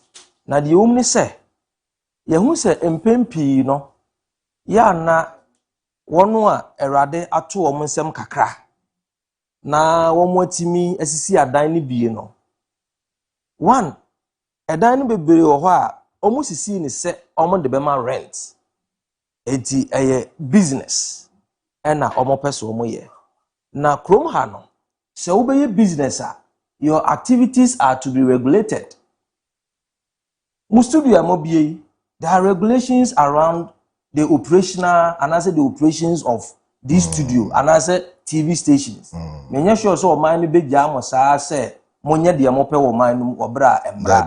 Yes. Enti enunti na make sure say your purposive way emra na da ho no reasons attach no ba ko no. Minia ene say samra yi ada ho de da yemfa nya adwuma ba akokora okrom ha. Na ade a NDC eye ne say eye de efe no rent control no sa institution no with immediate effect ye no act na say ye no authority sorry na say ye no authority a woman tumi a otiminya prosecutorial powers anase udi jumasun bi a ehun hia se obekọ akohwehwe aposi anase we ansana ye ne wu edi asiani with immediate effect omutimi gina so institute ema court ebua anase wo mo akra no etimi ma sanctions ema say o for to far with the law omutimi de ye adwuma ene say many I think say why very nice submission ene say obi aboka asinifie ideally nka hwemu a I was saying ka ne determine price a also de ne dan gemeboa yeah okay ene ye obusa de oron so akoto trotro na o twi no a adan na yenya mo no amfa ne price enye na mo ye regulating activities. I just what I say. I don't see another question. Yes, obi akoto taxi o twi ono an to no fuel but ye regulating no yes free ha kwa buakwa enye mro 10 cedis nipa da biso na adan na wo de wasi udan a one room ya wo toilet and bath obese wo de gi atwamene me free say ebredu say I was see ma emra eye adwuma okroma minu ase ama mra na anya adwuma eno na ama omanfo no ye ho ekiri ye okroma ha sei no hwe edan no siesi ni newi a ekina ye nsensi biem cement a ebi a oto no 1963 this year no ebi kwa na one bag ne kwa na enu one Ghana cedi pajoso ate ase ebi kwa all this wa wonya maintenance bia nanso asenwen na enkofo a yesi ya dan amono charge no no so charge bi enti samra we no abase obe regulate the activities of yen tenants and landlords pajoso ate ase now ade a ama landlords edi for oko rent control hono a se o ye tenant now the wasem ko ho a udru ha na landlord na di for adentia yedi kan busa say how many rent advance how many years rent advance ano ade obon say landlord is 2 years okay ya no di for me say mo pa mo obi a ode na asem akọ rent control bi amfre What they call ya so far as say landlord no agye 2 years and now 1 year agye more than 6 months no. Landlord no differ. Onim die ntia emra no mo hyehyɛ ne se yenye ne 6 months ne say. Yenim se nipa ho onfro. Enipa ye ho enipa ho ahomete. Nipa ye fo ni se nipa ye ho ahomete. Enti wo be kwa no na issues bebre efieru ane se we wa mpra we wo obonwom we wo yesei enti mra ne se enipa no se obetimi di ne suban asie se den 6 months de obetimi yi ne suban adi enti se wo gi ne rent no a enye more than 6 months na 6 months no ne tena se nipa no enipa papa obehu so enipa papa o enipa bonini a obehu so enipa bonini enu ntimi wo hyehyɛ sa amra no enti sanka be ye fie choka wesu watimi wesu akame no 6 months no se nipa na nya within 6 months ubehu ni suban enti after 6 months no so the bed renting it is between you and I, it is between both parties. Some fair renting biem so it is within and I say it is between both parties. But here is the process whereby obi okra waji 10 years rent advance. How 10 years? Yes. Si okrom Womo ji okrom ha 10 years advance. No, I and then a complete house no de ma one. There be on Tom Mount one single room now obedie no. Wono wa checking ni sika wo hia. If you run no, was say me here 2000 Ghana cedis. Tie nie, and I'm here 5000. Ba me dan no bosumi bia wo 30 Ghana cedis. Ukọ abu akwanom ne ade a, sa na no mo de dan ne je. E wo 30 Ghana cedis. Enti ebi onu no here 5000 no. No are checking the number of 30 Ghana cedis of over checking about 10 years. Now the 55,000 amano. Now utimusa. Utu yen so a yen fan say bia wasi udie and now feel say when you adwuma bi utu akọ wasi obi meje ya. Memfa osika ma. Enti me feel say ehunehuna ne saa apopo no akoso ache. Ye nyina ye Ghana fo. Hwe unim say kane no free 2010 ebayana even your bant ma hai almost started the dine krama hai early 2000s ne mfa dine ma hai okuba ne hai dine minua aponsani opabusa no early 2000 yes if you ashtown fie bia beko bi yes ashtown fie bia beko mu bia no obeko na edan mienu miensa bi wom krom hafo ye ahohogefo ye yemu ye enti se wo ye kontuni na okosu kire fie wura bi na wohwe se de ositie wa asem no to na so ma otimi ka se ye wofa ebi akọ obrobe ne dan a wagya ho watu kwan enti kona kwete sana na krom ate tichani a ya postu ye mfa dan ha edan ha ho ni ama obi ni ebie safo ne de ama otimi tena mu akosi se wankasa sana na krom ate na nne de na beti bayra homamu a enne ye twitwa ye hombre hwe 1992 no 93 na me fada eye adwuma o highways Ghana Highways Authority na omo quarters bi o kwamo between kwamo ne krapa emfimfini ho me kire wade sa affordable housing asema ye kan now wo hwe structure bi a no mo si a omato blocks no be 5 or 6 ane a plaster a concrete form o kama eno omo de plywood abo ane omo rufu so tenten entu beba no edan wei enti lane bi edan be 6 na wedie ni omo ye ne such a way say omo workers ho nya dan enchire wo omo sa dan na kasajan na be si okrum ha kasajan abrofo omo be constructing road no ana omo be ye sa de ne se de be ya omo workers ebenya baabi edi omo ti ato temporary obra omo ho nchire wo omo we can go back ye obi wo ho a se bi won hia mansion obi hia pie ni asa obi hia flat obi hia full house aye samioma we na nipa no bi hia enti me no ka say the NDC government has promised, he has made a firm promise, sir. Henceforth it will see a use low cost material but very quality ni emfa nye adan ni bi ewo yenkuro nketu anum no said ye be ya yenuanum bi mu a omu fi se kwan bia so at all cost e also obetina bantima no na nika ne krom Sagleme housing projects. In fact, say me who sa project no a ya na me yem wa hye me. Say o man mu etimi aboka Asia dying over 5,000 units of houses. Edi egu ho. Na ye jaya obian fema obian tremu ekonfie be enkono nie ekonfie du. Ye ma nipa ba kokora nkotremu.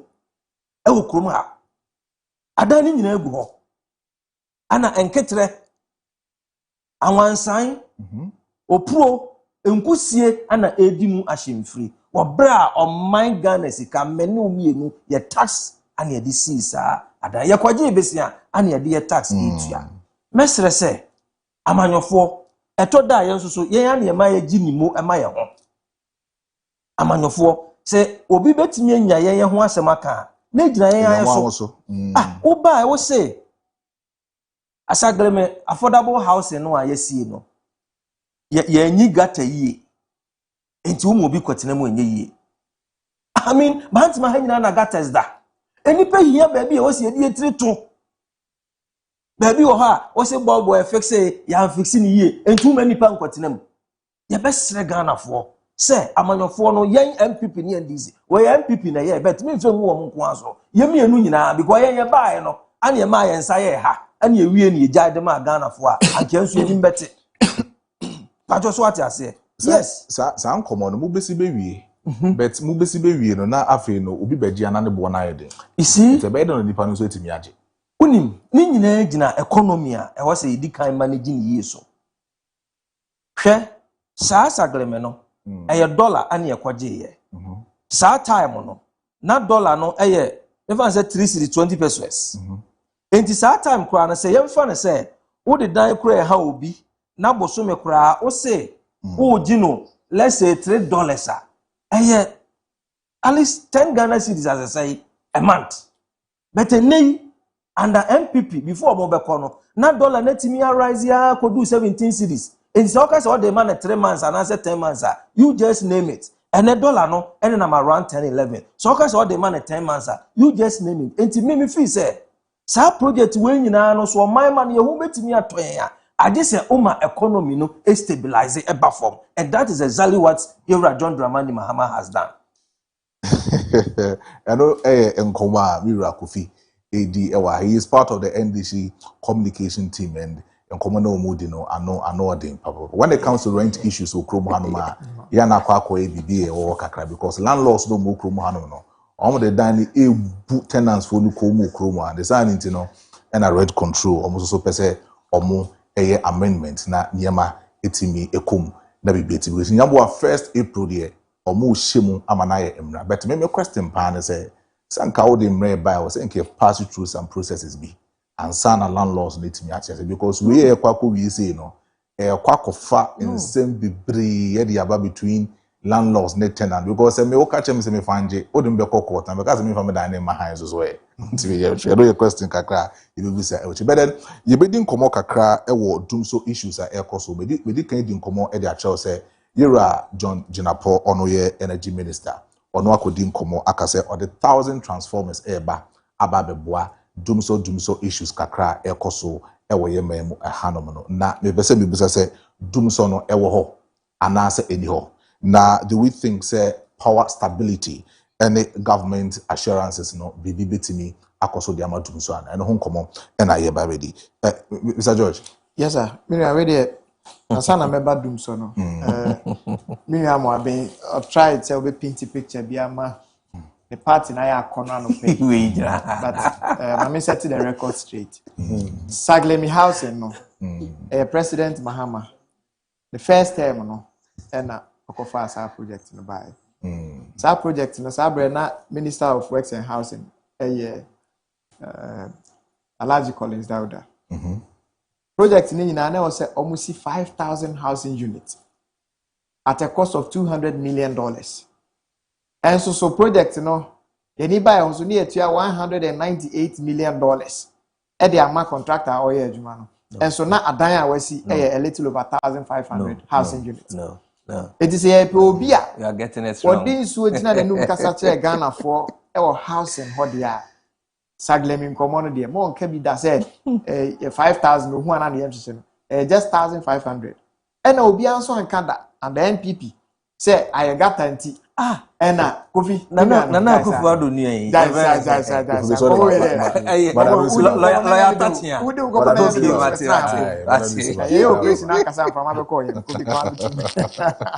Eti mpacho hon sanity. Nyade obi agina ba bi kan say gatenti e normal.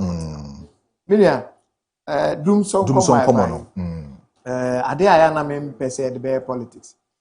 O fa pomuden I mean name ma ba ku mi no bia. Kane ahonsem. If you say oman bia economy no se be gina na nan so pa the energy sector no e wo twa ka kese a e wo se oda na di na o hwe Ghana abakosemu na ye de ho ato akoso boso for so long a time na anu ya na aban in recent times o ma hwa atoto ne ma yetime de some megawatts abeka ye energy generation mix ho a yara sisi ya ka say e back capacity a say ya hoodin a yebetumi e de anyinam kane aba yege obi pa lenso so e kame aye say NDC betena akonya so a omoma ye hu hiahia ye e wo kane ahonsem dodo George e nanu ya moba ya me manketo amiensa twa anwoma o mini so ote ya John mama o mama ni twa edum so na abo edum so na ba 24-hour kane anadu eno na ode bai na me ni se ka parliament for koto sa anwini ma no kra no ode atu no hofo the first sona kane adum so obeka ya but o share energy minister ira jinapo John jinapo nenko oma politics aye ne dacha adwuma na woso ye oma kasa aye ne dacha adwuma na kasa woso ye enti edu ba bia aye ntimi ngine ni se na obeka kire se o ye we kra ntimi trust no onim de ntia David oba be ye minister no nya menye minister kra o e da yeso in President John Dramani Mahama 7th January 2025 papa ne grant interview bi na onim se the ministry ono na eko because president be energy minister ya de besha was nyade a ebefum enti on the day of swearing in John Jinapo knew say ono na ye be no energy minister ti o grant interview e wo field na obeko o hwe transition ho na ye de ne to energy sector enti oma a serious statement that day chese na Ghana fo nyina kra ye ma hye say hey wo se kane a ye wo nyina mo hoden a ye wo na fam wo a ye de betimi a generate energy no akase na otwe o se na enanum se okan days bia na ehu e magana fo nyina akomatu yi ma wi asese na nya sanete ade no ahwe ni madam fi go say ezo ne gu ankrem na Jinaponko jina ho hwe oduru o de na ne ya no kwantentina ahwe mu yi se nso ne bro half o se da se enti wan kan kra nche Ghana fo sa papa ya na be ka se containers be 3000 ECG for enema ne gum ankofo ayira Mina what you want them biem. Some who containers, no. Omo containers. Some who containers. Ni no mo ho ibe. Yet Ghana ha e na yakọ ebia copy India for bi warehouse. Omo de yen suma ade, omo want sanse ni nyina. Eti ho asama ko dise. Why central for? Ene ma bi wo ho amusum follow up. Ke ba ya me copy jaba ya. O se da bi just eno de e da say cry ni pass me say court. E da say ko hu we wa ha. Bibia hye se bi kukuam. Enti me ena de a meji o medi okwan bia so de me hwehwa ne se medru fia me de me sabe fa me dan ho ne ho ahire de me hwehwa animu ne se welder ene afitafo ne ade o mu hian kan ne ade ayadwuma o benya o kan he Ghana ha ye bu ya ne gu ne ma bebre so because ye researchers e wo nyina no ofa Musa Dankwa ofa Professor Smartapon ofa Benepsin na de asofo kra be kan ho a ye o mu nim ya ne se aba ye betu ha ne be dinkuni obi ani wo otimi atena se aka se me pese me ya analysis na me hwe the economic loss to my Ghana as a result of doom so over a certain period what is obi ayi bi da David e mo ni wan say aba ye ko to wan be dinkuni me why no de wunye research akra now ti dwom wote se bi afuom ti se de me sorry ameti afuom ya me ko afuom na me de mabobo ya asesa nkofo guma e be duru afuom ho no metima pick on sentiment on how your governance in the echo it metimi agina so akase ene abai party we betima konanima na party we konanima inya sa nkomo na ya edi na da bia nkom hye ne yen research na ho na be we na election we na yen hwe se dumso na NDC for the ewuram na omode tete e di gu enwuma no e ka sen e na ye bo sika sen na yelusu did this say yes ade ni wi a jina pom ba meto na sese. So this time around, is it the dumso and that's a situation under control? Minua yesuma se kodwom na koto nchene bra na okọ na ba nsapan a asem bia ni ho abeka na nchene na ye pegu aduane ho ne de beepe me de meni ni se edumso ne ewu saka na du e na yaso na de ne dum na so ayede ade edumso. There's a dumso ni ewu. Dumso na ne ewu. Ena me ba mata de kwa mentimi anto. Oh, na sa atade e shewe de na chese ya anto. Baby se me mata de. TV adaroma. Otuma me. Ba otuna hangini nyina wodru kuma. Eden a ofa. So sade ayo ofa so kakra. No nya kwa ba. Ba yo na de ko fa so me jeni. E be de no wetimi de afa so kakra. Ena jama bo me sa no de se de mi kutwa nsu am de abetra si. We nyina ko fi efe. Hello, Mr. George Alfonza. Ela otseden kana menya opanyi baako ewo menchen ewo ha bafo eje pepra. He is also part of the UP communication team member. And Mr. Joseph Amoa, regional chairman, ama neba abetinase all training krano communication no ewa Ashanti region ono ena menya na wa ha no so mene no ebedi nkomo. Bafo akwaba. Yeja opanyi. Na mamimbisa so o check it transformers 1,000 transformers era John Jinapodeba. Do you think Sebitima Boa solve the Dumso crisis currently Ayomi? Yo medasi. Mefa akonye iso na match ya UP etiefu a sabi omo he mafidi kasi iso. Echia omo nyina na sabi omo so enya akomatoyem na UP a yaba na Ghana hawa de bia MPP NDC de bia aya political equalization na yesi yeba as a third force na ya ba beboa begitumi na baby yesi de Ghana kono de akono mungusu anu munye gidie no na omunta echi meba wase no meda wase bebre na yewura jonjinapo sisi no se de na menua panyi sampe buza se ye wodum so mu ana eno no de aya na aye asensebe yenka ho asem se yewodum so mu a se energy minister oman Ghana for etiase se yewodum so mu tisi ano se yeni dum so mu so na ye how kakra na aba na yatiase isan se mi hu se wo mpaboa ente ya wonya wadwene anase enye se ewaya wonya wadwene se okope glue e di aso edibla be wadwene se mi kope glue na me mpaboa enti na ese mpaboa no ete there's a problem or ha wo ho eno ana omuntimi sekire enka nkire oman no se ha wo ho no ma ekwan ba so ne kofa ya ema ha no bai ese ye pesa akwan no na afi no ekwan ba ne be pa no pomasibre a ha no ebefiri ho sisi 1,000 transformers a o kan ho asemi ema mi gidi se ha wo ho nti ana ma no ehye oman no bose for the 1,000 transformers e de baba boa enyinam no se de be betima gina na so me wasante mantem de mi hu na meka o ho no ma obehu na ebia pre be don hwere be miensa eko be enan ho no ma ebi etimi kokura enan ensia ene yo modum no 3 times mo yo studio here eno kire se ohwe oman no so enchekire a se na menua panyini kan no oyi enyinam firi mu a enyeyi esan se ye dwumadie bia e dada dwumadie bia ye di bia no enyinam no enso edi dwumadi son e de boa eye oman no ndi se koba se ona NTB bia se ade chi anopa no nsia ye bedum enyinam no se de be ya wo so okoda no be ye won hihye se ade be kiri sei na besie ntimi ntoto neema eti mata ade kura mafa mato ato ho eti de besi no esi a maboa me ho dada na won kan bi nhie na be sori anopa akobie eye wadwuma se wo de enyinam na ekoye adwuma ekodu dwuma na abekọ ne adum no na se aye asefem ha adwene na adwene na ha ne nyina nye kasa tenten eye hawa ewo ho no de pomasibre na sese omope de mayen minister na adwene no akere a eda Ghana ha se sekania edum na eba edum alanchematen se de eye ba edum alanchematen se de eye the great transformational plan or the buy no eye the new policy blueprint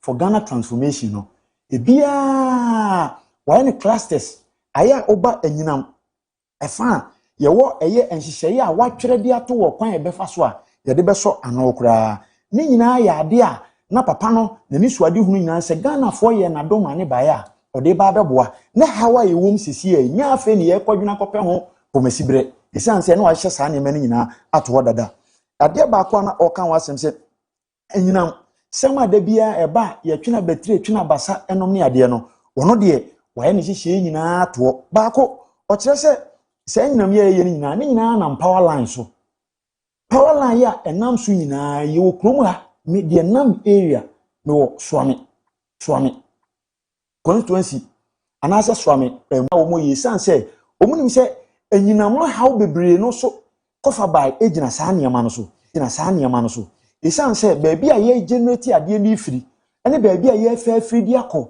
na ye kyeche ede akọ mantem no se wanhwe na se wanhye eye generation station ene substation ene distribution plants na ni nyina so ede haw e ma no twetwe eye enyinam na ho oden na ase alanchemate kan ho asem we ye enkyereye anase esusudi a osusu to ho se to onya akonya na kwan ode befa so ede aso ano baako ni nyina echi no ye okrom ha ana eye gridco VRA ana ECG ana enyinam ho nsensem nyina aban atabridi ama wo mu but emewe mfi se oman kyekire no enye ade bia na ese eye aban enyinam so ya ade a ehia sikapuduo ene sikatwitwiridie na ye de aso na sen anase ye de apushi no enti se bre bia ekoye aban a bo na ECG abeka ana ye nya sika enfan sakra nyemam na gridco abeka ehia we dabi ntimi so problem na ese ehu be hia se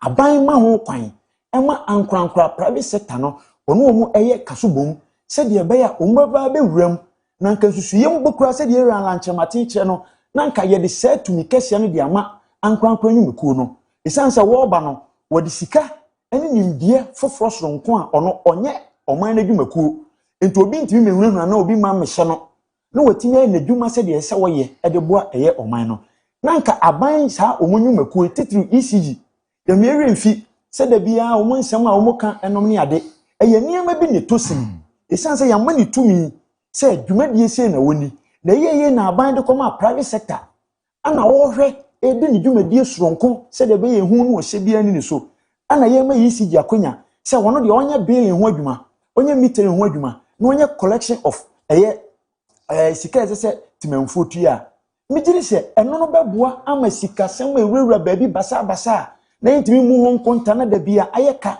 esa da oman so no ni nyina e de saa haw no e beba fom weye alantamati trimpo enti ni nyina ne yekoya nim no ensese ebribia ekoye aban ni nyina mu no afi so ensese aban saa ne ma we alan susui mijiri se de okọ presente eye ni GTP edema yewura mahama no eye energy minister omuru mfi ho se book no omu de akopɛ baabi ato wa kyerɛ kwan a saa ha wo nyina obefa so no de aso ano eti ebire bia no ese ye nyina mo ho asɛm de ense se ye de ya amanyosɛm 1000 transformers ya ye ka ho asɛm ebe hia e de aboa na emum entimi nso ano krakrakra se ebeyi dumso e de afi ho no eti dumso e ya ade a e oman no na emum enye transformers ne betimi asolve eye problem ya ye wo mu sisi yi enti ye kwa anim no na ye ka e kire timamfo se dumso de e wo ho mi a metie me hu bi ese dumso no wo ho e wo ho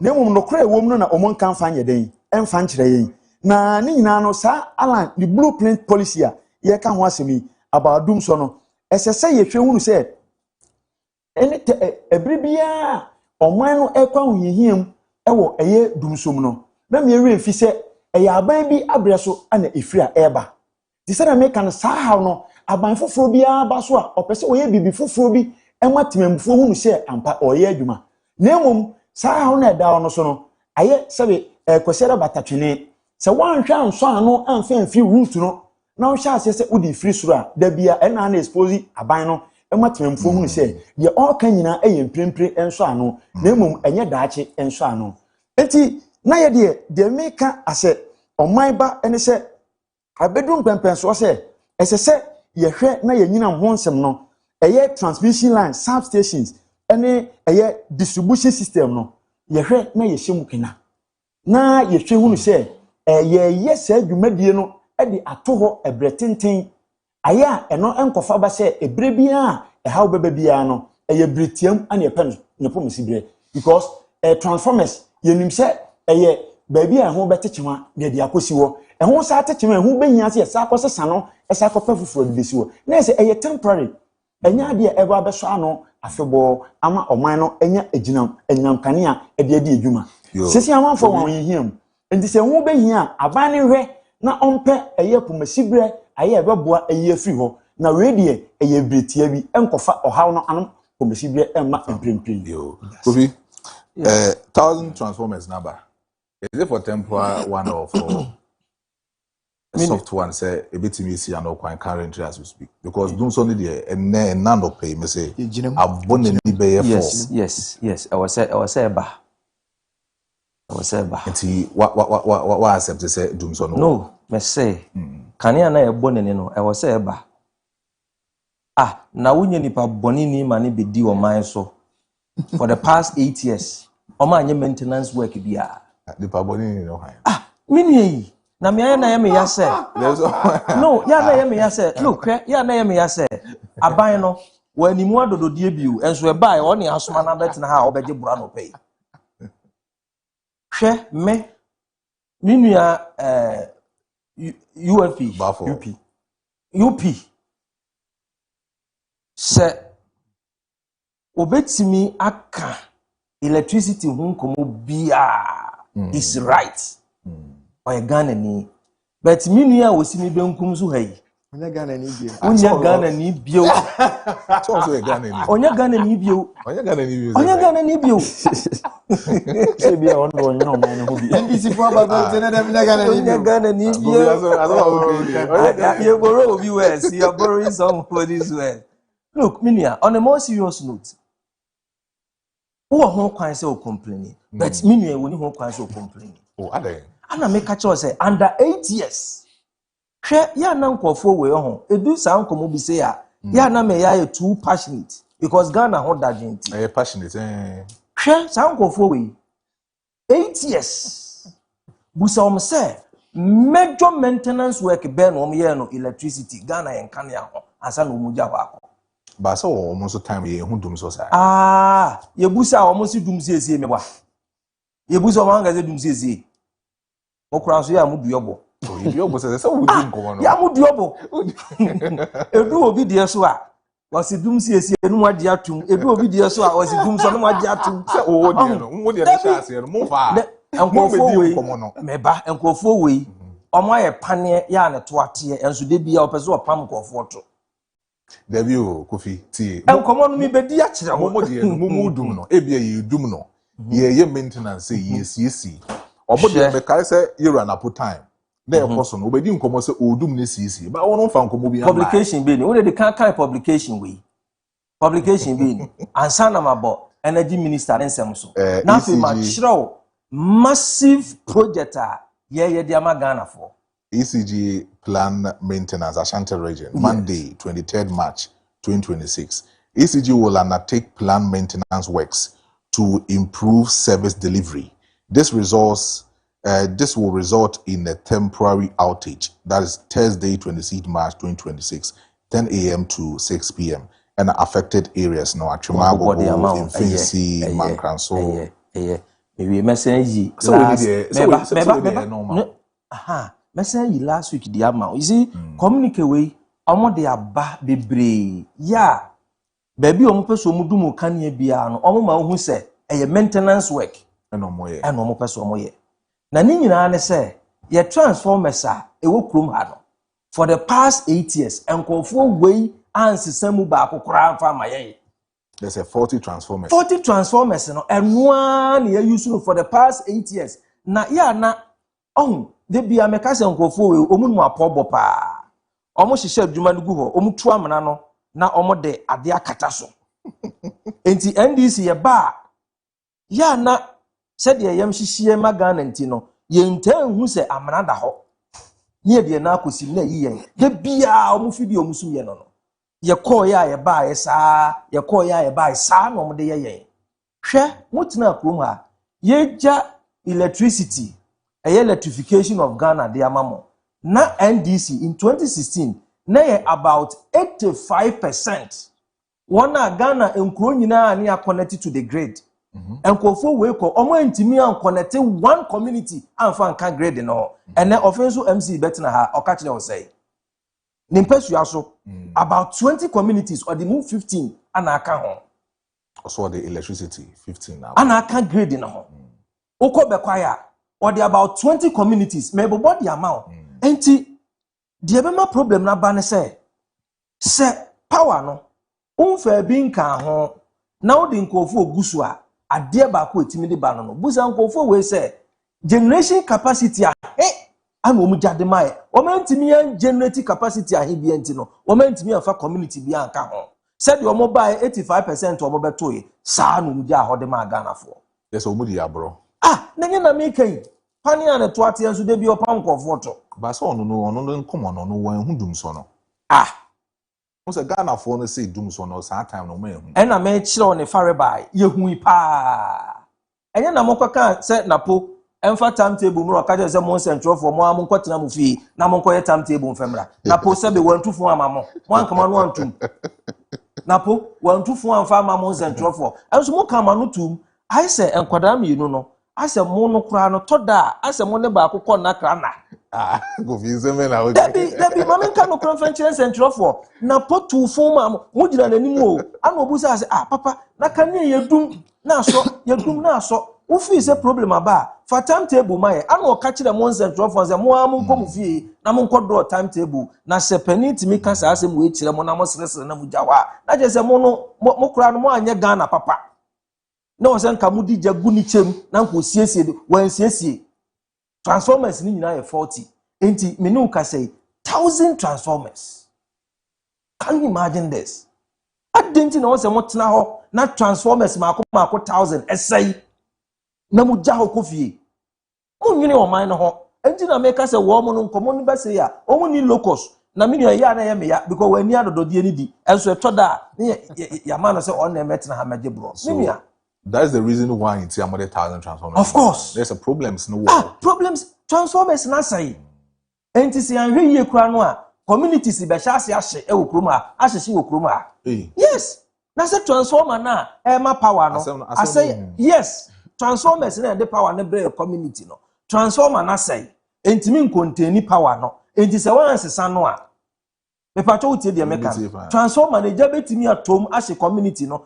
Wo ho a o light no eni timi yesei na ba yesei na ba 40 transformer sabi nyu obi nye domama na akogina ECG no odum meter domama o eduma o ECG there's a power na transformers in the carry no anodin transformers ni nye enti contain power na eba no so therefore that is the issue. There should be a systematic process every 2 years be a transformers no yim busa minu yin say under omo regime 8 years no transformers no dodo sen e no mo repair ye dodo sen no mo de beka ho busa wo mo cables dodo sen no mo sesa no enti ya no mo gya no ha na ya ban inherit na afi mo so mo to mane enya we ye be ye o man ni yi me ni o ka say energy minister oko parliament na Bia West MP wa busa na say wono so ne nka ne anye o se me ni o ka say 6 kilometers of your power lines me sesa no e the amount oba Ashanti regional.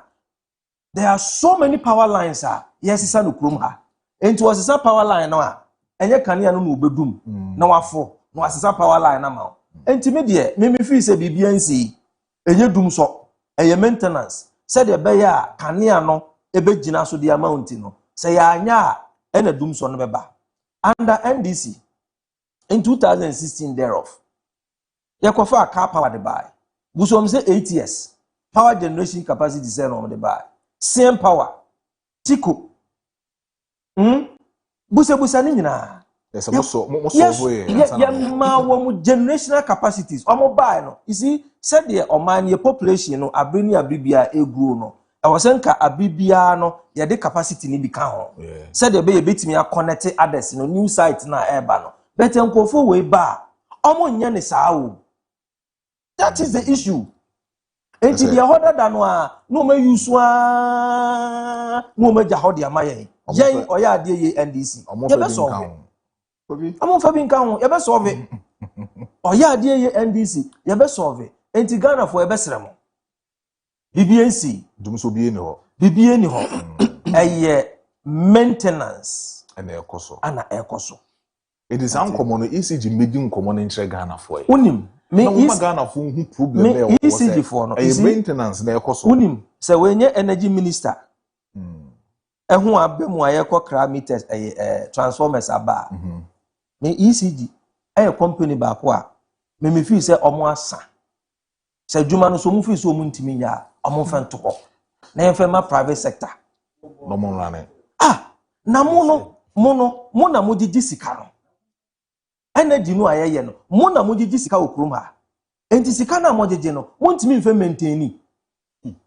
right look ode krobi efe ni kanje bi Saman kamanu antumu a wa hwe anu makoka de enka because ECG for no is about high time wa I was one man head and mu sabe enipa bonifo bi go na ode kanje bi mame nka na menya bi next time ye ba ye beto aso next time ye beto aso beto aso na me sorry nko abra what can sem agu MPP so enye no kre your time so anti-fa calculator time anti-fa calculator your time na ka 2 minutes per it's mami 30 seconds o say MPP am fa 1 megawatt gram me kan energy generation mix nti bomba me asogli phase 2 350 megawatts. Asogli. Oh, me bato. No.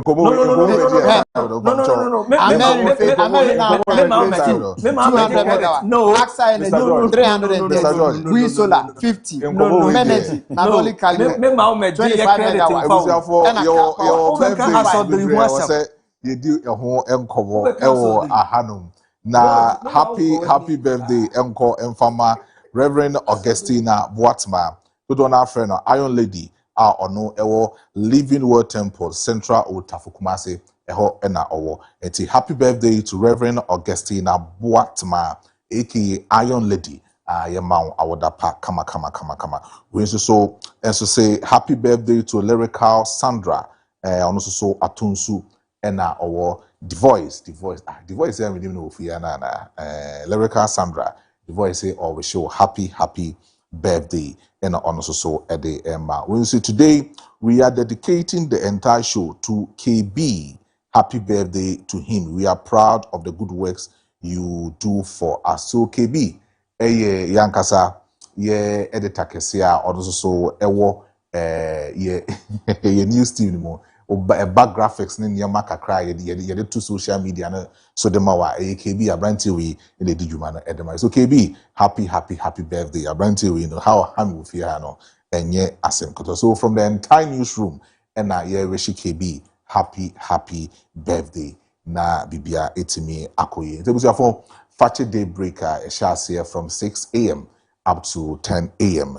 afi and emreno amakwan say yene mpenifo din komo na ende enso program no enso eba ewie but nyame bo wochina ofa Kojo Marfo the legendary obeba be kayensa no ne edijuma no kama nyame bo wochina so no na woda enti mame wo hye no happy birthday in advance and from the legendary ofa Kojo Marfo nyame bo wochina cake akese ene niema ebe oda wo fie ha no enye asen go ente busu afo nya watch na de party kese ye baba party kese ejina ye baba ye baba tu ente de jumedi no nya me kwa na me die me nua ba afia twumu akechire ena edi jumedi no betine mu edema ofa Kojo Marfo bidin ede big brother J the Maestro Kojo Wusu my official producer on the boa ema bibia etimi koyi edema nya me bo ochina ye besan so ehia